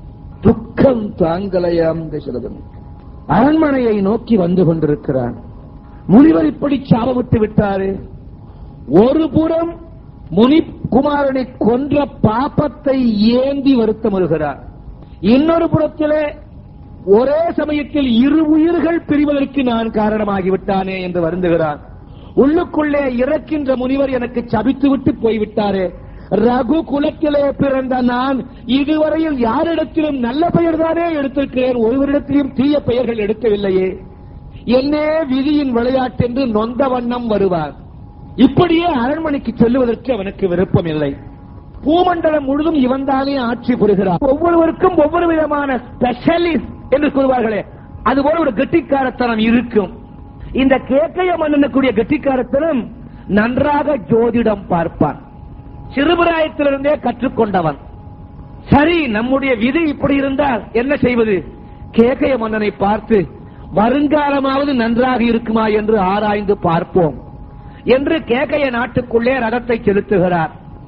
தசரதன் வருவது அந்த கேக்கைய நாட்டு மக்களுக்கு தெரியாது. இருந்தால் இவன் பேரரசன், எம்பரர், மாமன்னன். கேக்கைய மன்னன் இவனுடைய ஆட்சிக்கு உட்பட்டவன், சிற்றரசன். ரதத்தை ஒரு புறம் இறக்கினான்.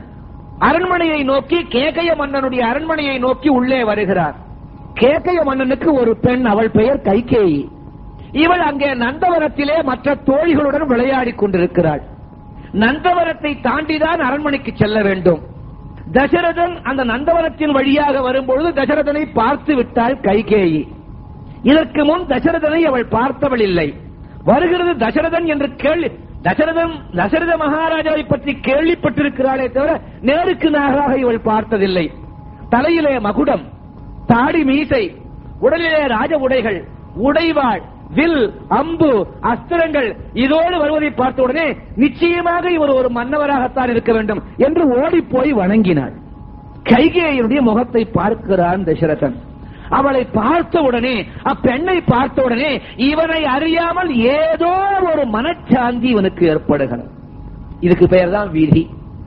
சில பேர் பெண் பார்க்க போவான், 10 பெண்ணு 15 பெண்ணை பார்த்துவான். அது பிடிக்கல, இது பிடிக்கல, அது பிடிக்கல, இது பிடிக்கல, இவன்மா மன்மதன் எண்ணம். அப்படியல்ல கருத்து. இவனுக்குற்ற பெண் யார் என்று ஏற்கனவே பிரம்மன் எழுதி இருப்பார். அது வந்து முட்டுகிற வரையில் எந்த பெண்ணுடைய உருவமும் இவன் உள்ளத்திலே அழகும் உங்களை போன்ற அறிவும் படைத்து பிறக்கும் அல்லவா? அப்படியும் பிறக்கலாம், வேற மாதிரியும் பிறக்கலாம். எப்படின்னா, என்னை போன்ற அழகும் உன்னை போன்ற அறிவும் பிறத்தால் என்ன செய்வது? அந்த விதி யாரை திருமணம் செய்து கொள்ள வேண்டும் என்று ஏற்கனவே பூவுலகத்திற்கு அனுப்புவதற்கு முன்பே எழுதி அனுப்பியிருப்பான். இவன் என்னமோ நாம தான் செலக்ட் பண்ணோம். நடக்குமா? காம்சிதி துச்சயதி பிரபுரயதிவா காம்சிதி அத்யுன்னதின்னு விதி எந்த நேரத்தில் எதை எப்படி செய்யணும் அதுக்கு தெரியும். அதனால்தான் marriages R made in heaven என்று ஒரு பழமொழி. சம் மேரேஜஸ் ஆர் இன் ஹெல். அது வேற. பெரியவர்களாக பார்த்து நிச்சயம் செய்தாலும், இவனாக போய் பார்த்து நிச்சயம் செய்து கொண்டாலும், ஏற்கனவே அந்த முடிச்சு இருந்தால்தான் அந்த திருமணம் நடக்கும். ஏதோ நம்ம முயற்சியில சார் நான் பார்த்தேன் sir, this is my selection. ஏற்கனவே ஆண்டவன் செலக்ட் பண்ணி அனுப்பிச்சிருக்கான். ஒரு ஊரா தேடி அங்கே வந்து நீ நின்றாய், அவ்வளவுதான். கைகேயினுடைய முகத்தை பார்த்த உடனே இவன் அறியாமல் இவனுக்கு ஒரு மனதிலே ஒரு அமைதி, சாந்தி பிறக்கிறது. இத்தனை வயசுக்கு அப்புறமும் 2 கல்யாணம் ஆன பிற்பாடும் ஒரு சபலம். அது அந்த காலத்திலிருந்து இருக்கு. சில பேர் அப்படித்தான், பஸ்ல ட்ரெயின்ல ஏறுவான், கழட்டு போயா 75 வயசு 80 வயசு இருக்கும். இளம் பெண்கள் வரும், பெரியவர் உட்கார்ந்து இருக்காரு, எப்படி போய் பக்கத்துல உட்காருதுன்னு பரவாயில்லம்மா நீ என் பேசி மாதிரி உட்காரு பேட்டி மாதிரி தான். அப்புறம் ஒரு மாதிரி பாப்பான். அது என்ன மாதிரி? யாரை விட்டது கர்மா, யாரை விட்டது ஆசை? தசரதன் மனத்துல புரியாத ஒரு ஆசை பிறக்கிறது அந்த பெண்ணின் மீது. பெண்ணே, நீ யார்? தங்களை பார்த்தால் மன்னரை போல் தெரிகிறது. தாங்கள் யார்? நான் யார் என்பது பிறகு இருக்கட்டும். நீ யாருக்கு? கேக்கைய மன்னனின் ஒரே மகள் கைகேயி. கைகேயி நீதானோ? நீ ரொம்ப அழகாக இருக்க. நாணி கோணினர். பெண்களுக்குள்ளே உள்ள ஒரு சின்ன டிராபேக், கருப்பா இருக்கட்டும் ஷேப்பா இருக்கட்டும், யூ ஆர் பியூட்டிஃபுல்னா போறோம். இந்த பய கேட்டதை கொடுத்துட்டு ஏமாந்து போகும். ஏமாத்துறதுக்கே சில போய் அடிக்கடி யூ லுக் சோ கியூட். சம்பளத்தை வாங்கிட்டு போடுவான். 1ஆம் தேதி கொடுப்பான், 2ஆம் தேதி மொத்தமா வாங்கிட்டு. உண்மையாக சொல்லுவது வேறு, ஏமாற்ற சொல்லுவது வேறு. இவன் உண்மையாக சொல்லுகிறான், பெண்ணே நீ மிகவும் அழகாக இருக்கிறாய், ஏதோ பெரியவர் ஆசீர்வதிக்கிறீர் அப்படிங்கிற அவோ. பெரியவர் சொன்னவனே என் உடம்பெல்லாம் என்னமோ செய்யாது. எங்க ஊர்ல கிருஷ்ணசாமி ஒரு வக்கீல் இருந்த ரொம்ப காலத்துக்கு முன்ன. அவருக்கு 80 வயசு இருக்கும், வீசி வேலை செய்ய முடியாது. வக்கீல் ரிட்டையர் ஆயிட்டு பிள்ளைகள்லாம் வேலை செய்யலாம். பேரன் பேசி கொள்ளு பேசுறேன். ஒரு நாளைக்கு நான் பக்கத்து விடுவார். பந்து விளையாடிட்டு இருந்தேன். கிரிக்கெட் பால் அடிச்ச உடனே அங்க போயிடுச்சு. எடுக்கலாத போனேன்.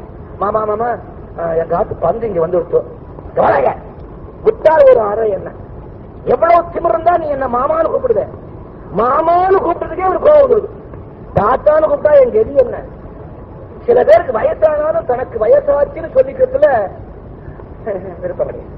பெண்களும் அப்படித்தான், ஆண்களும். ஆண்கள் லேசில ஒத்துக்க மாட்டோம். தாடி நிறைச்சாலும் அதுக்கு மேல டைலியே போட்டு தடவிக்கிட்டே விட்டு ஐயோ கொண்டு சுடுகாட்டுல வைக்க போறோம். அதுக்கு இவ்வளவு ஏற்பாடு. பெண்கள் பிறந்த தேதி சொல்லுவார்கள், மாதம் சொல்லுவார்கள், வருஷம் சொல்லும் போது உண்மை இருக்காது. அப்படித்தான் ஒரு கனடாவுக்கு போயிருந்தேன். அங்க வின்சர்னு ஒரு ஊர். அங்க பிலிஸ் பிராட்மேன் ஒரு அம்மா, மிஸ் பிலிஸ் பிராட்மேன், என் சிஷிய பொண்ணு தான். தைரியமா ஏன் சொல்றேன்னா கனடாவுக்கு வரவா போறாவோ, நான் பொய்யா சொல்ல போறேன்.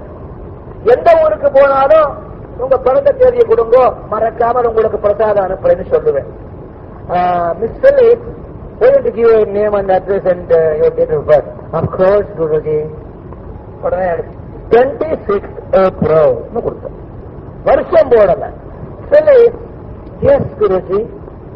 You have given the date and the month. What about the year? I'm sorry, Guruji. That's secret. அப்புறம் தெரிஞ்சுன்னே அவளுக்கு 62 வயசு. அவளை பார்த்தா தெரியாது. பிரம்மச்சாரணி. லேசில ஒத்துக்க மாட்டார்கள். அந்த பெண்ணை பார்த்து நீ ரொம்ப அழகாக இருக்கிறாய், அதுக்கு திருப்பி பெரியவருடைய ஆசீர்வாதம். என்னமோ பண்றது. தாடி எல்லாம் தொட்டு பார்க்கிறான். ஓ, பெரியவர் என்று எதை வைத்து நீ கூறுகிறாய்? சந்தேகம் இவனுக்கு. தங்களை பார்த்தால் பெரியவரை போல் இருக்கிறது. ஆம், நான் மாமன்னன் அல்லவா, ஆகையினால் பெரியவன் தான். மாமன்னன் அல்லவான்னு சொன்ன உடனே வெட்கம் வந்து விட்டது அவனுக்கு. தசரத சக்கரவர்த்தியா, ஐயோ மாமன்னர் இடத்திலே இப்படி மரியாதை இல்லாமல் நின்று கொண்டு பேசிய ஒரே ஓட்டம் ஓடி போய் பெண்ணே கைகேயி நில் ஓடுறான். கைகேயிக்கு பின்னால இப்பவே ஓடுறான். கைகேயிக்கு பின்னால கல்யாணம் ஆறதுக்கு முன்னாலேயே ஓடுறான். மூச்சு விட்டு அந்த பெண் நின்றாள். கைகேயி, ஏன் என்னை கண்டு ஓடுகிறாய்? மாமன்னவரே, என்னை மன்னியுங்கள். நான் இப்படி உங்களிடத்திலே கேள்வி கேட்டதோ, நீங்கள் பதில் சொன்னதோ என் தந்தைக்கு தெரிந்தால் என்ன நடக்குமோ பயமாக இருக்காது. தயவு செய்து என்னை கண்டதாகவே நீங்கள் என் தந்தை இடத்தில் கூற வேண்டாம். விஷயம் இருக்கு. பிளாக் மெயில் கிடைச்சிருக்கு, எல்லாம் ஒயிட் மெயில் மேல முடிச்சு. கைகேயி இப்படி உட்கார். மன்னவரே, தங்களுக்கு முன்னால் உட்கார். உடலுக்குத்தானே வயசு, உள்ளத்திற்கு ஏது வயசு? வேதாந்தம். நாணி கோணி ஒருபுறம் அமர்ந்தாள். மாமன்னவரே, தங்கள் முகலம் கவலையாக இருக்க காரணம்? பெண்ணே, கானகத்திற்கு வேட்டையாடச் சென்றேன். வேட்டையாடுகின்ற போது அறிந்தோ அறியாமலோ சப்த வேண்டிய அஸ்திரத்தை எய்து முனிகுமாரன் ஒருவன் அதனால் உயிர் மாண்டான். அதனால் கோபமுண்ட அவருடைய தந்தை முனிவர் எனக்கு சாபம் கொடுத்து விட்டார். அந்த வேதனையில் தான் நகரத்துக்கு செல்லாமல் உன் தந்தையை பார்த்துவிட்டு ஆறுதலாக இருந்து போகலாம் என்று வந்திருக்கிறேன். மகாராஜா, அப்படி அந்த முனிவர் என்ன சாபமிட்டார்? எப்படி நான் புத்திர சோகத்தினாலே உயிர் நீக்கிறேனோ அதுபோல் நீயும் புத்திர சோகத்தால் உயிர் துடித்து சாவாயாக என்று சபம் கொடுத்தார். சிரித்தாள் கைகேயி. பெண்ணே, கொடுமையான சாபம், ஏன் சிரிக்கிறாய்? மகாராஜா, நீங்கள் அப்பாவாக போகிறீர்கள், அதை எண்ணித்தான் சந்தோஷப்பட்டு சிரிக்கிறேன். என்ன? ஆம், எப்பொழுது முனிவர் உங்களை புத்திர சோகத்தால் தான் சாக வேண்டும் என்று கூறினாரோ இதுவரையில் உங்களுக்கு பிள்ளைகளே பிறக்கவில்லை என்று என் தந்தையார் சொல்லி கேட்டிருக்கிறேன்.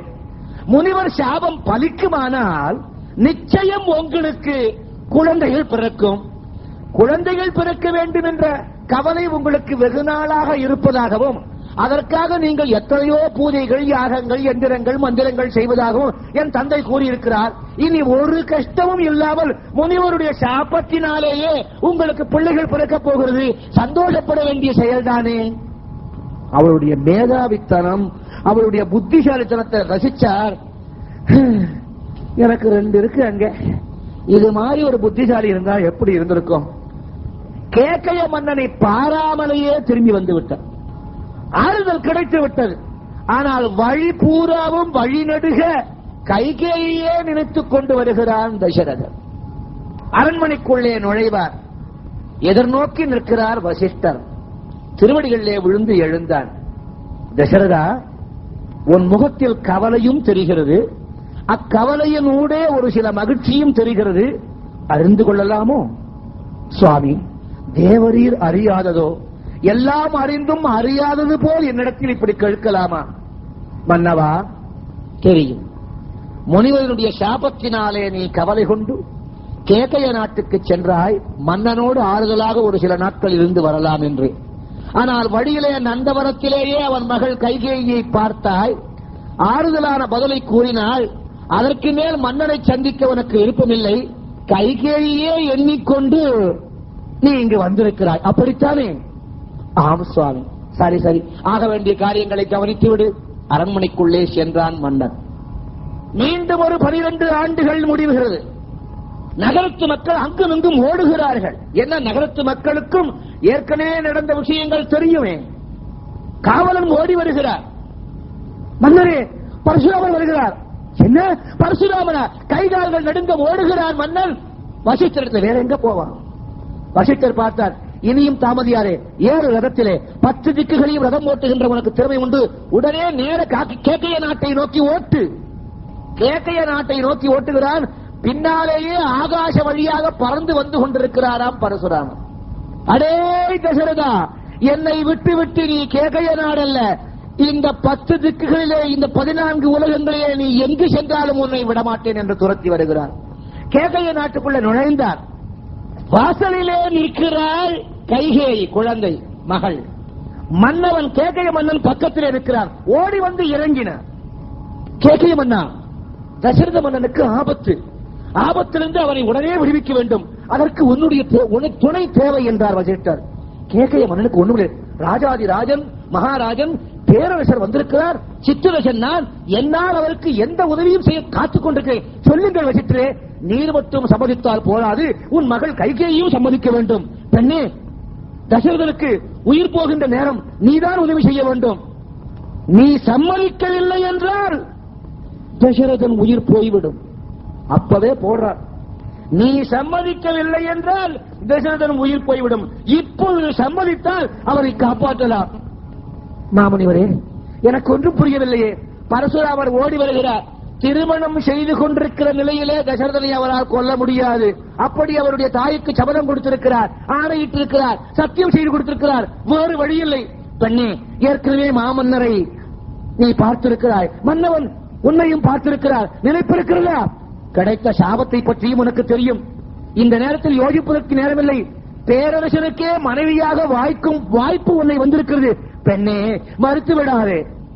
கேகய மன்னன் பெண்ணை அணைத்துக் கொண்டான். பெண்ணே, மாமன்னனுக்கே உதவி செய்யும் வாய்ப்பு நமக்கு கிடைத்திருக்கிறது. என்ன சொல்லுகிறாய்? தலையை குனிந்தார். பெரியவர்கள் நிச்சயத்த பிறகு நான் பதில் சொல்லுவதற்கு என்ன இருக்கிறது என்று கேட்டார். இன்னொரு பெண்ணா இருந்தா, old man, I don't like him. பெரியவர்கள் சொல்வார்த்தையை கேட்டதால் தான் இவர் வயிற்றிலே உலகமே போற்றும் பரதன் பிறந்தார். அதான் பெரியவர்களுடைய லட்சணம். அவர்கள் வார்த்தையை கேட்டா இந்த குடும்பம் என்னைக்குமே வீண் போகாது. சுவாமி, திருமண மேடையாவது நாடையாவது நில்லுடா. கமண்டலத்தில் உள்ள தண்ணீரை எடுத்து கேக்கைய மன்னன் கையிலே விட்டு பெண்ணை வைத்து கன்னிகாதானம் செய்யும் என்றார். மந்திரத்தை சொன்னார். கன்னிகாதானம் இடுப்புல ரெடியா வச்சுட்டு இருக்கார் வசிஷ்டர். தாலி, எத்தனை தாலி உள்ள இருக்கும். தாலி எடுத்து கையில விட்டார். கற்றா மாங்கள் எந்தன் துனானே நம ஜீவன ஹேதுனா கண்டே பத்ராபி சுபகே கொம்பி வசரதாம் சதம். ஆகாயத்திலிருந்து இறங்கினான் பரசுராமன். வசிஷ்டரே, கேகய நாட்டிற்கு அதிவிரைவாக நீர் ஏன் ஓடி வந்தீர் என்பதை இப்பொழுதுதான் புரிந்து கொண்டேன். நீர் எப்படி ஒரு மகரிஷியோ அப்படி நானும் ஒரு மகரிஷி என்பதை நீர் மறந்து விட்டீர். இந்த உலகத்திலே உள்ள அனைத்து பெண்களையும் இவனுக்கு மனம் முடித்து வையும். ஒரு நாள் பெண்களே திருமணத்திற்கு இல்லாமல் காலியாகின்ற நேரம் வரும். அப்பொழுதும் விடமாட்டேன் இந்த தசரதனை. சிரித்தார். ஏனையா சிரிக்கிறீர் என்றார் பரசுராமர். இனியும் நீர் அயோத்தி வருவதற்கு உன் தலையில் எழுதவில்லை என்றார் வசிஷ்டர். இனிமேலும் தசரதனுக்கு உம்மால் ஆபத்தில்லை, பார்த்து விடுகிறேன். நானும் பார்க்கத்தானே போகிறேன். பரசுராமர் வந்த வழி சென்றார். ஓடினான் தசரதன். சுவாமி, ஏற்கனவே 2 கல்யாணம். இந்த பெண்ணையும் அழைத்துக் கொண்டு நான் அங்கு போனால் அவர்கள் என்ன நினைப்பார்கள்? ஒன்றும் நினைக்க மாட்டார்கள். புறப்படுவதற்கு முன்னே நீ கைகேயியை நந்தவனத்திலே பார்த்துக் கொண்டிருந்த பொழுதே கௌசல்யையும் சுமித்திரையும் அழைத்து இன்னும் 2-3 தினங்களிலே பரசுராமர் வச்சு கெடு முடிய போகிறது, உங்கள் தாலிக்கு ஆபத்து வந்திருக்கிறது என்று சொன்னேன். காலிலே விழுந்து எப்படியாவது என் சுவாமியை காப்பாற்றுங்கள் என்றார். இன்னும் ஒரு திருமணம் செய்து வைத்தாலுடைய அவனை பரசுராமர் இடத்திலிருந்து காப்பாற்ற முடியாது என்றேன். சம்மதம் கொடுத்து விட்டார்கள். கவலைப்படாதே சுவாமி, இந்த பெண்ணை அவர்களை விட மிக மிக மிக இளையவளாக இருக்கிறாள். அவர்கள் கவலைப்படாத. உள்ளே நுழைந்தால் அயோத்தி முழுக்க வாழ மரங்கள் கட்டி தோரணங்கள் கட்டி மேளகாலத்தோடு சுமித்திரையும் கௌசல்யையும் புது மன தம்பதிகளை வரவேற்றார்களாம். தங்கள் புருஷன் தீர்க்காயுசாக இருக்க வேண்டும், அவன் நீண்ட ஆயுளாக இருக்க வேண்டும். இதற்காக எத்தனை மனங்கள் அவன் செய்து கொள்ள வேண்டுமானால் செய்து கொள்ளட்டும் என்று நங்கைமார்கள் உண்ட காலம் அது ராமனுடைய காலம். கௌசல்யை இவன் ஏற்கனவே பார்த்து திருமணம் செய்து கொள்ளவில்லை. சுமித்திரையை ஏற்கனவே பார்த்து இவன் திருமணம் செய்து கொள்ளவில்லை. ஆனால் கைகேயியை பார்த்தான். அவள் மேதாவித்தனத்திலே, அவள் புத்திசாலித்தனத்திலே மயங்கினான். திருமணம் செய்து கொள்ள வேண்டும் என்ற விருப்பமில்லை. இது போன்ற மேதாவிலாசம் உள்ள ஒரு பெண் எனக்கு மனையாட்டியாக அமைந்திருக்க கூடாதா என்று எண்ணினான். எண்ணிய எண்ணத்திற்கு ஏற்ப கைகேயியே இவன் மனைவியாக வந்தவுடனே ஆசை. எந்த நேரமும் இவன் கைகேயின் அரண்மனையில் தான் காலத்தை கழிப்பான். அவளுக்கும் பிள்ளைகள் பிறக்கவில்லை.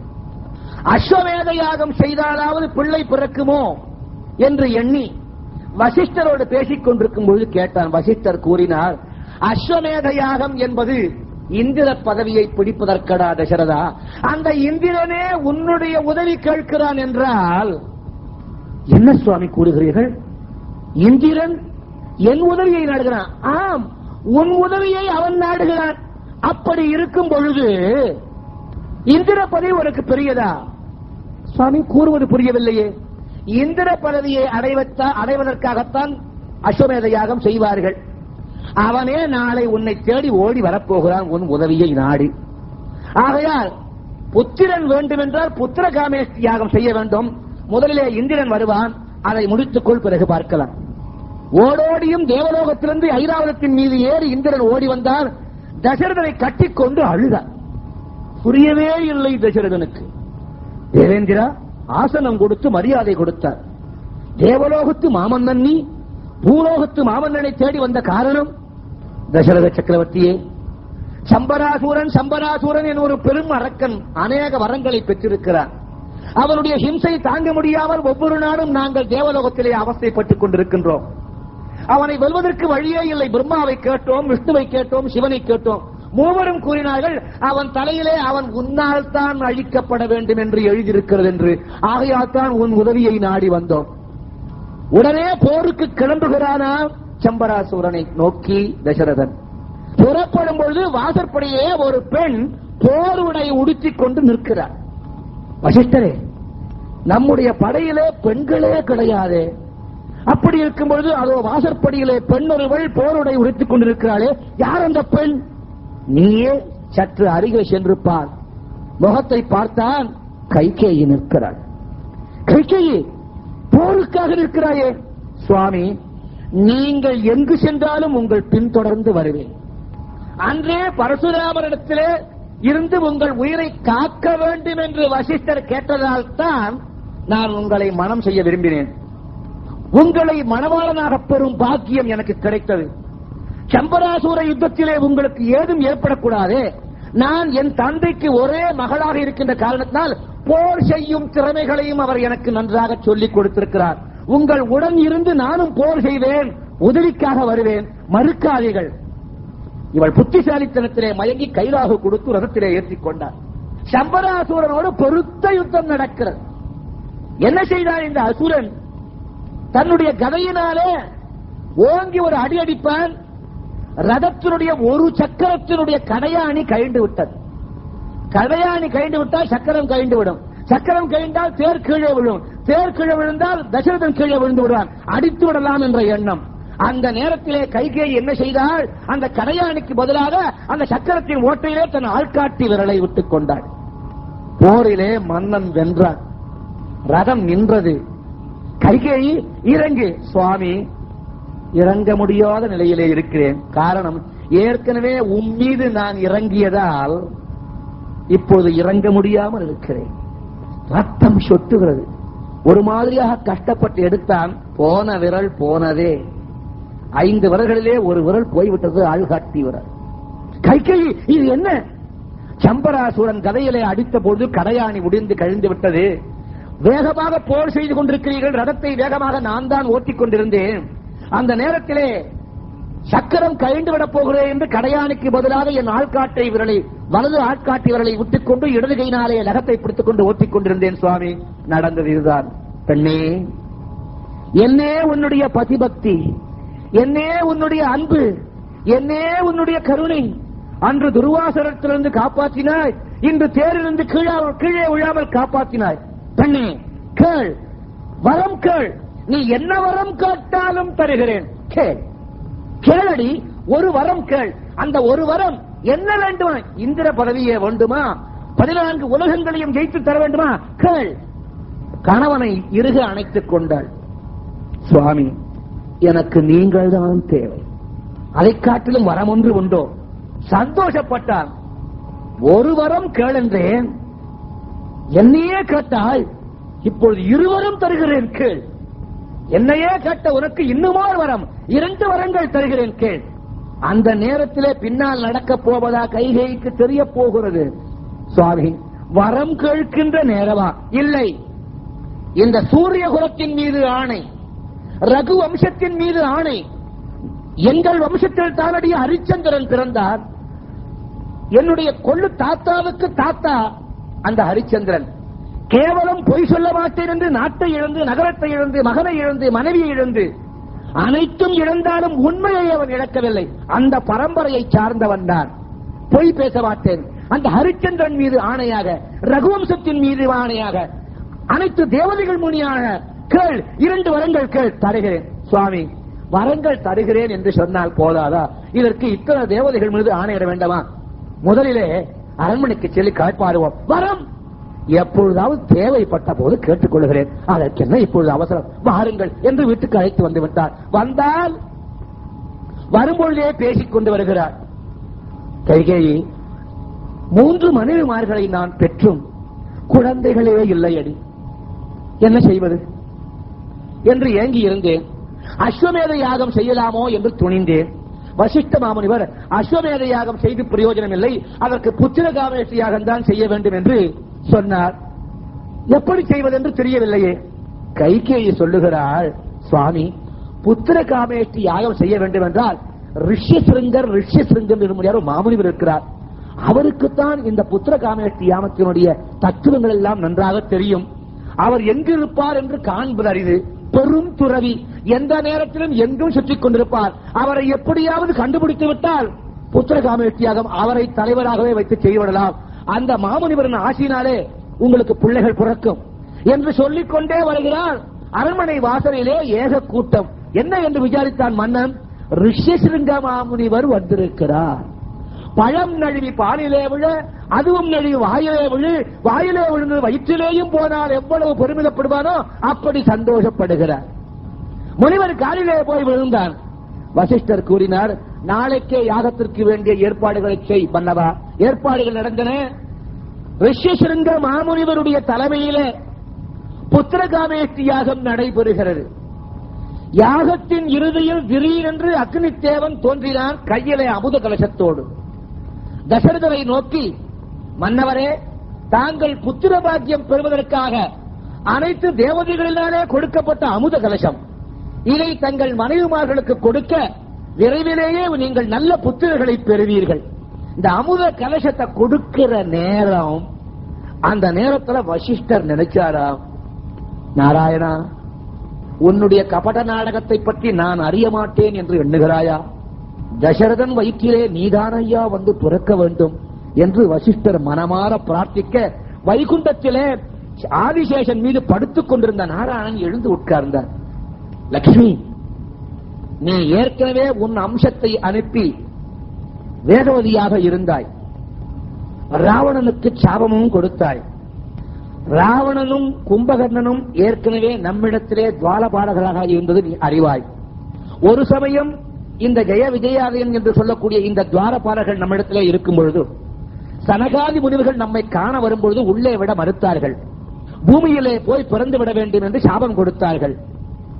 நல்லவர்களாக பிறந்து 1000 ஜென்மாக்கள் எடுத்து வருகிறீர்களா, அல்லது அரக்கர்களாக பிறந்து 3 ஜென்மாக்களில் வருகிறீர்களா என்று கேட்டேன். 1000 ஜென்மாக்கள் எடுப்பது கடினம் சுவாமி, அரக்கர்களாக இருந்தாலும் பரவாயில்லை, 3 ஜென்மாக்களிலே வந்து விடுகிறேன் என்று கூறினார்கள் அந்த துவாரபாலகர்கள். லட்சுமி, உனக்கு ஞானம் இருக்கிறதோ? ஆம் சுவாமி. அவன்தான் ஏற்கனவே ஹிரண்யனாகவும் ஹிரண்யாட்சனாகவும் பிறந்து பிரகலாதனுக்காக அருள் புரிந்து இருவரையும் நான் வதம் செய்தது உனக்கு ஞாபகம் இருக்கும் என்று எண்ணுகிறேன். இப்பொழுது இரண்டாவதாக 3 அவதாரங்கள் அவர்கள் எடுக்க வேண்டும். இரண்டாவதாக இப்போது ராவணனாகவும் கும்பகர்ணனாகவும் பிறந்திருக்கிறார்கள். என் கையால் தான் அவர்களுக்கு அழிவு. ஆகையால் நான் தசரதத்திலே போய் அவருக்கு மைந்தனாக பிறக்கிறேன். நீ என்ன செய்ய வேண்டியும் தெரியுமா? சுவாமி சொல்லுங்கள். நான் பிறந்து 7 ஆண்டுகள் கழித்து நீ மண்டோதரியின் வயிற்றிலே போய் பிறந்து விடு. ஏனென்றால் உன்னை ஏற்கனவே அவன் வரம் கேட்டிருக்கிறான், 1 ஆண்டு காலமாவது 12 மாதமாவது இருக்க வேண்டும் என்று ஞாபகப்படுத்துகிறேன் என்று அந்தரங்க ராமாயணத்தில் கூறிய விஷயங்களையும் ஞாபகப்படுத்தினான். அப்படியே ஆகட்டும் என்று கூற, ஆதிசேஷா எடுக்கும் பொழுதும் மத்ய அவதாரம் எடுத்தேன், கூர்ம அவதாரம் எடுத்தேன், பராக அவதாரம் எடுத்தேன், நரசிம்ம அவதாரம் எடுத்தேன், வாமன அவதாரம் எடுத்தேன், பரசுராம அவதாரமும் எடுத்து அங்கே சென்று கொண்டிருக்கிறேன். இப்பொழுது நான் ராமனாக செல்ல போகிறேன். தனியாக இல்ல, குடும்பத்தோடு அவதாரம் எடுப்போம். ஆதிசேஷா, நீ என் தம்பியாக பிறப்பாய். வலது கையிலே உள்ள சுதர்சனை தூக்கினார். சுதர்சனம், நீயும் எனக்கு ஒரு தம்பி. பாஞ்சஜன்ய சங்கத்தை தூக்கினார். நீயும் எனக்கு ஒரு தம்பி. லட்சுமி, போய் பிறந்து விடு. பிறகு நான் உன்னை எப்படி மனம் புரிந்து கொள்ள வேண்டுமோ அப்படி புரிந்து கொள்ளுகிறேன். சங்க சக்கர கதா பத்மத்தோடு கூடிய சாட்சாத் நாராயணன் அந்த கலசத்தின் உள்ளே, பாயகத்தின் உள்ளே நுழைந்த. பாயகத்தை வாங்கினாரா தசரதன். அப்படியே உடனே கொண்டு போய் கொடுத்தானா. எது செய்தாலும் குருவை கேட்காமல் அவர் அருள் இல்லாமல் செய்ய மாட்டான். வசிஷ்டர் கையில கொடுத்தார். வசிஷ்டர் ஆசீர்வதித்து கொடுத்தார். கௌசல்யானே மூத்தவள், அவளிடத்திலே பானையை கொடுத்து, நீங்கள் மூவரும் இதை பகிர்ந்து சாப்பிடுங்கள் என்று சொல்லிவிட்டார். என்னால் ஒருவனுக்கு கொடுத்து நீ மட்டும் சாப்பிடுங்கள், மற்றவர்களுக்கு ஒருவேளை அசிகை, பொறாமை, ஆத்திரம், ஜெலஸ், பொசசிவ்னஸ் வந்துவிட்டால் என்ன செய்வது? ஆகையால் ஆளுக்கு ஒன்றாக பெற்றுக் கொள்ளட்டும், 3 பெண்களும் 3 பிள்ளைகளை பெற்றுக் கொள்ளட்டுமே என்று எண்ணியவனாக கௌசல்யத்தில் கொடுத்து அரண்மனைக்கு சென்று நீங்கள் மூவருமாக பகிர்ந்து கொள்ளுங்கள். கௌசல்யை பாயகத்தை குடிக்கும் முன் கைகேயை கூப்பிட்டார். கைகேயி, இந்த வீட்டுக்கு நீயும் ஒரு மருமகளாக வந்த பிறகுதான் இப்படி ஒரு நல்ல காரியங்கள் எல்லாம் ஏற்படுகின்றன. பெண்ணே, நீ முதலில் குடித்து விடு என்று கையிலே கொடுத்தார்.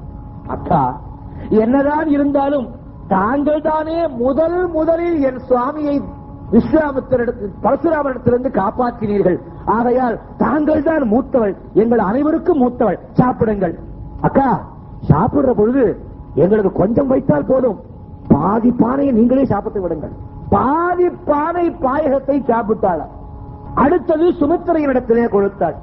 சுமித்திரை கொஞ்சம் சாப்பிட்டு கைகேயினிடத்திலே கொடுத்தாள்.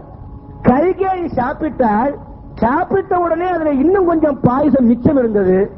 அக்காவுண்ட கொடுத்தா அது மரியாதை குறைச்சல். சுமித்திரை இன்னும் கொஞ்சம் மிகுந்த பாயசம் இருக்கிறது, அதை நீ சாப்பிட்டு விட இரண்டாம் முறையாக சுமித்திரைக்கு கொடுத்தார்.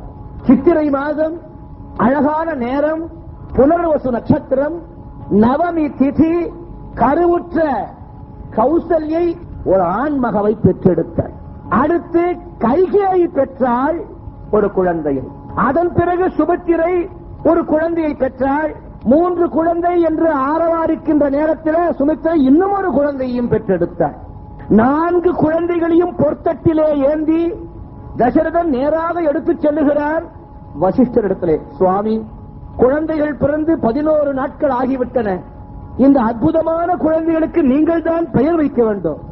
முதல் குழந்தையை பார்க்கிறார். மூத்த குழந்தை பாதி பாயசம் பார்க்கிறார். இவர் கண்ணுக்கு சண்டசக்கர கதாபத்மத்தோடு சாட்சாத் நாராயணன் தரிசனம் கொடுத்தானா. குழந்தைய லேசா பார்த்தார். சுவாமி இப்படி கண் அடிச்சானாம் லேசா. என்ன பகவான் லோகத்துக்கு சொல்லிவிடாதே, மனுஷன் உலகத்துல எப்படி இருக்க வேணுமோ அப்படி இருந்து காட்ட எடுத்த அவதாரம், நான் தெய்வம் என்று யாரிடத்திலையும் சொல்லிவிடாதே என்று ஒரு கண்ணடிச்சா. இந்த பழக்கம் அடுத்த ஜென்மாவில எல்லாரையும் பார்த்து கண்மாடிக்க போறாங்க. கிருஷ்ணனா பிறந்த உடனே அத்தனை பேரையும் பார்த்து கண்ணடிக்க போறான். வசிஷ்டரை பார்த்து ஒரு தடவை கண்ணடிச்சானா. வசிஷ்டர் யோஜனை பண்றார், சிவன் வேறு விஷ்ணு வேறுவா? தெய்வம் ஒன்றுதானே, சிவன் தான் விஷ்ணு, விஷ்ணு தான் செய்வம். சக்தியும் சிவமாக இணைந்திருக்கிற அந்த பிரம்மம் அவதாரம் செய்திருக்கிறது. ஆகையால் நல்லதொரு பெயரை வைக்க வேண்டும் என்று யோசித்தார். பஞ்சாட்சர மந்திரம் ஓம் நம சிவாய, அஷ்டாட்சர மந்திரம் ஓம் நமோ நாராயணாய, இந்த 2 மந்திரங்களையும் முழுமையாக ஜபித்து சித்தி அடைந்தவர் வசிஷ்டர். வந்து பிறந்திருக்கிறார் நாரணன். நாரணன் வேறு சிவன் வேறு அல்ல, 2 பேரும் ஒன்றே. இதை உலகத்தோர் அறியட்டும் என்று 2 பேரையும் சிவனையும் விஷ்ணுவையும் சேர்த்து இவனுக்கு பெயர் வைக்க வேண்டும் என்று யோசித்தார். ஓம் நமோ நாராயணாயில இந்த அத்தனை 8 எழுத்துக்களே முக்கியமான எழுத்து எது என்று பார்த்தார். ரா. ஓம் நமோ நாராயணாயாவில ராவை எடுத்து விட்டால் ஓம் நமோ நா அயனாய. ஓம் நம சிவாயில முக்கியமான எதுன்னு பார்த்தார். மாவை எடுத்து விட்டா ஓம் நசிவாய. 2க்கும் அர்த்தம் வேற. ஆக நமசிவாயத்துக்கு முக்கியமான எழுத்து மா, நாராயணனுடைய அஷ்டாட்சர மந்திரத்துக்கு முக்கிய எழுத்து ரா. ரா மா, ரா மா. குழந்தைக்கு ராமன் என்று பெயர் வைக்கிறேன் என்று. இந்த அகில பரதகண்டம் பேர் இந்த பூவுலகத்துக்கு அந்த காலத்துல. இந்த பரதகண்டமே போற்றுகின்ற அளவுக்கு தியாகியாக இருக்க போகிறான் அடுத்தவன்.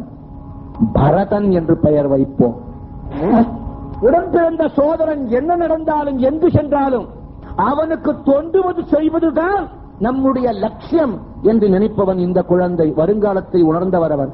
லட்சியமாக இருக்கின்ற அவனுக்கு லக்ஷ்மணன் பெயர் வைத்தார். இப்பேற்பட்ட 3 அண்ணன்மார்களை பெற்ற கடைசி குழந்தைக்கு உலகத்திலே சத்ருக்களே இருக்க முடியாது. சத்ருக்னன் என்று பெயர் வைத்தார்.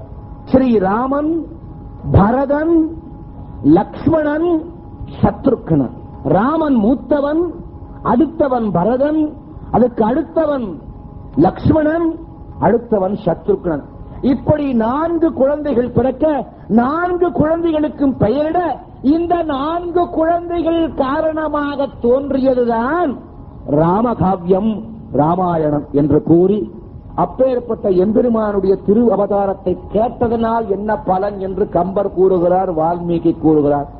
ராமனுடைய அவதாரத்தை ராமலட்சுமண பரத சத்ருக்ன இந்த சத்புத்திரர்களுடைய அவதார மகிமையை கேட்டவர்களுக்கு அன்று வரையில் செய்த பாவம் உடனே ஓடிவிடும்.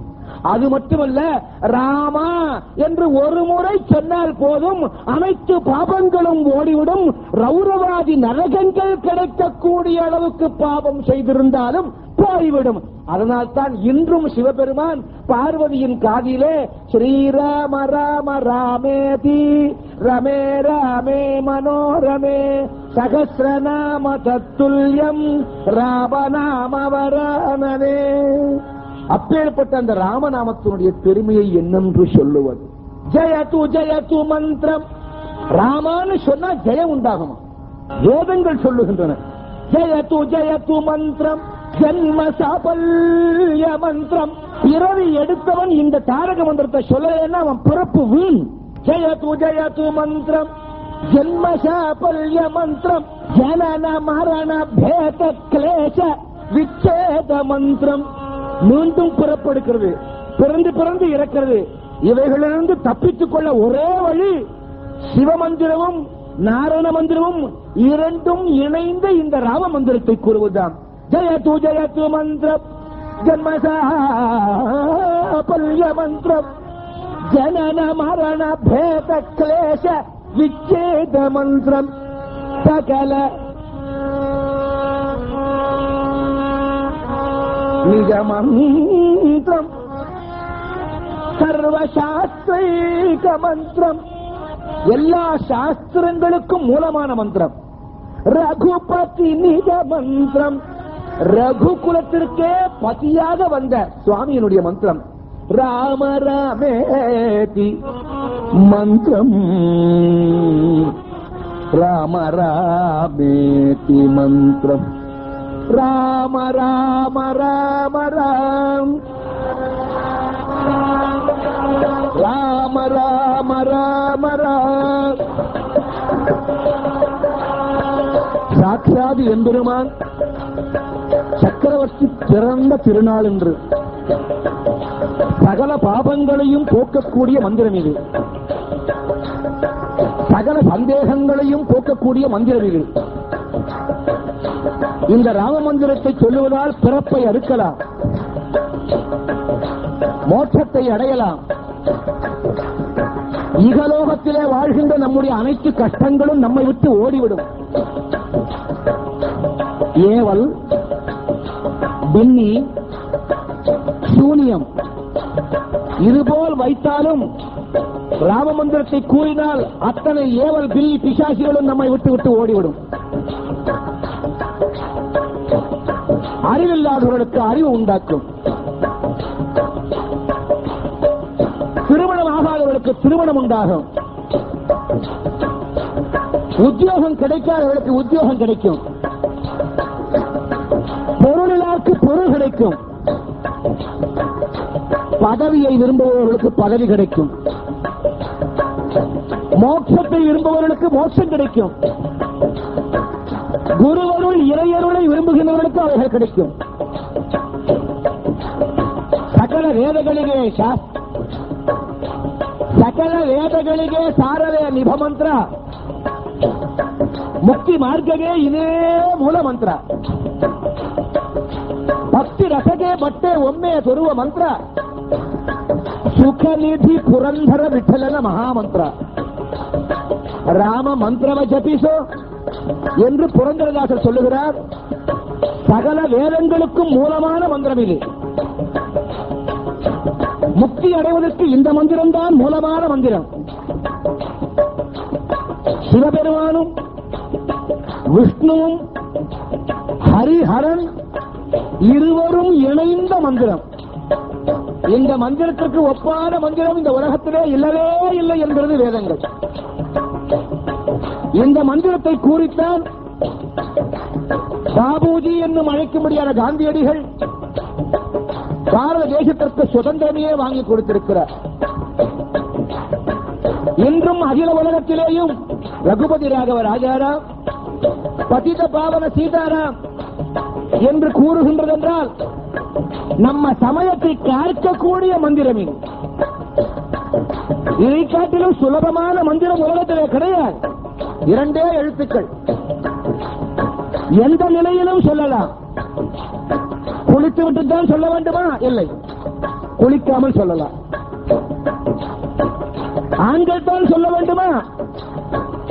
ஆண்களும் சொல்லலாம், பெண்களும் சொல்லலாம், படித்தவர்கள் சொல்லலாம், படிக்காதவர்கள் சொல்லலாம், தீட்டு இருந்தாலும் சொல்லலாம், மாத விலக்கு இருந்தாலும் சொல்லலாம். எந்த நேரத்திலும் சொன்னாலும் நமக்கு அருள் செய்யக்கூடிய ஒரே மந்திரம் இந்த தாரக மந்திரம். இது போன்ற ஒரு நல்ல நாள் நமக்கு கிடைக்காது. அனைவரும் அந்த ராமனை நினைந்து கையிலே தாளம் போட்டு வாயினாலே ராமா என்று சொல்லுங்கள். ரா என்கிற பொழுது வாய் திறக்கிறது. இன் என்று சொன்ன உடனே வாய் மூடுகிறது. வாயை திறந்தவர் ரா என்ற சொல் சொல்லி வாய் திறந்தவுடனே நம்முடைய ஊழ்வினைகள் எல்லாம் நம்மை விட்டு வெளியேறுகின்றன. என்று வாயை மூடும் பொழுது மீண்டும் ஊழ்வினைகள் நம் உள்ளே செல்லுவதில்லை. இன்றும் சிவத்தலங்களிலே முக்கியமான தலங்கள் 5. ஆண்டவன் உலகத்திலே பஞ்சபூதங்களை வைத்துத்தான் உலகத்தை படைத்தான். நிலம், நீர், காற்று, நெருப்பு, ஆகாயம், இப்படி பஞ்சபூதங்களை வைத்துத்தான் ஆண்டவன் உலகத்தை படைத்திருக்கிறார். நிலத்திற்கு பிரதிநிதியாக காஞ்சியிலே ஏகாம்பரநாதனாக சிவபெருமான் காட்சி கொடுக்கிறார். அங்கே மண்லிங்கம். நீருக்கு பிரதிநிதியாக திருவானைக்காவலிலே எம்பெருமான் ஜலரூபத்திலே ஜலகண்டேஸ்வரனாக அனுகிரகிக்கிறார். காற்றின் வடிவிலே திருக்காலத்திலே எம்பெருமான் தரிசனம் கொடுக்கின்றார். நெருப்பின் வடிவிலே திருவண்ணாமலையிலே எம்பெருமான் தரிசனம் கொடுக்கிறார். ஆகாய வடிவிலே சிதம்பரத்திலே நடராஜனாக தரிசனம் கொடுக்கின்றார்.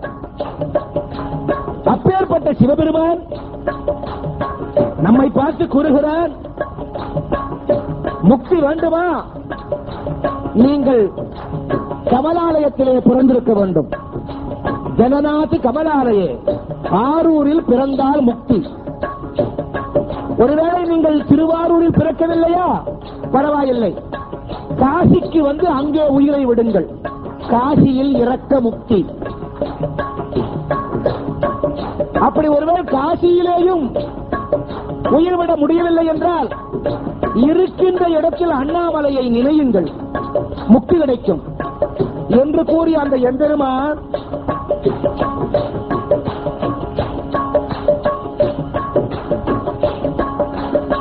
காசிக்கு வருகின்ற அனைத்து மக்களையும் ஆசீர்வதிக்கிறார். காசியிலே ஒரு எறும்பு செத்தாலும் இன்று நீங்கள் போய் பார்க்கலாம். இடது காது பூமியை நோக்கி இருக்கும், வலது காது ஆகாயத்தை நோக்கி இருக்கும். அங்கே யார் இறந்தாலும் இப்படித்தான் இறப்பது வழக்கம். ஏன் இடது காது கீழே வலது காது மேலே? அன்னபூர்ண விசாலாட்சி சமேதனாக சிவபெருமான் காசியிலே உயிர் நீக்கும் அனைத்து ஜீவன்கள் வலது காதிலே ரா மா ரா மா ரா மா என்று அந்த தாரக மந்திரத்தை உபதேசம் செய்வதாகத்தான் இன்றும் காசி புராணம் தல வரலாறு கூறுகிறது. சிவபெருமானாலேயே சிலாகிக்கப்பட்டது தாரக மந்திரம். ராமனாலேயே பூஜிக்கப்பட்டவன் சிவபெருமான். இவன் அவனை பூஜிக்கிறான், அவன் இவனை பூஜிக்கிறான். அதனால்தான் பாருங்கள், யாத்திரையிலே முக்கியம் காசி ராமேஸ்வரம். காசியிலே சிவபெருமான் ராமனை பூஜிக்கிறார், ராமேஸ்வரத்திலே ராமன் சிவனை பூஜிக்கிறார். இந்த தத்துவங்களை எல்லாம் புரிந்தால்தான் அந்த தாரக நாமத்தின் பெருமை நமக்கு விளங்கும். அப்பேற்பட்ட சிவபெருமானேயே உபதேசிக்கப்பட்ட அந்த தாரக மந்திரம் இன்று நல்ல நாள், நன்னாள், பொன்னாள். இன்றே இதையே உபதேசமாக நாமும் ஏற்று ஒவ்வொரு நாளும் இதை சொல்லுவோம். அந்த ராமன் அருளால் சகல நவகிரக தோஷங்களும் நீங்கி சகல சௌபாகியங்களும் ஏற்பட்டு கால பயம் நீங்கி ஒரு நாள் இந்த உலகத்தை விட்டு புரியும் பொழுது பிறவாத வரம் பெற்று மீண்டும் பிறவா வரம் பெற்று அந்த மோட்சத்தை அடைவோம். ராம ராம ராம ராம் ராம ராம ராம ராம் ராம ராம ராம ராம் ராம ராம ராம ராம்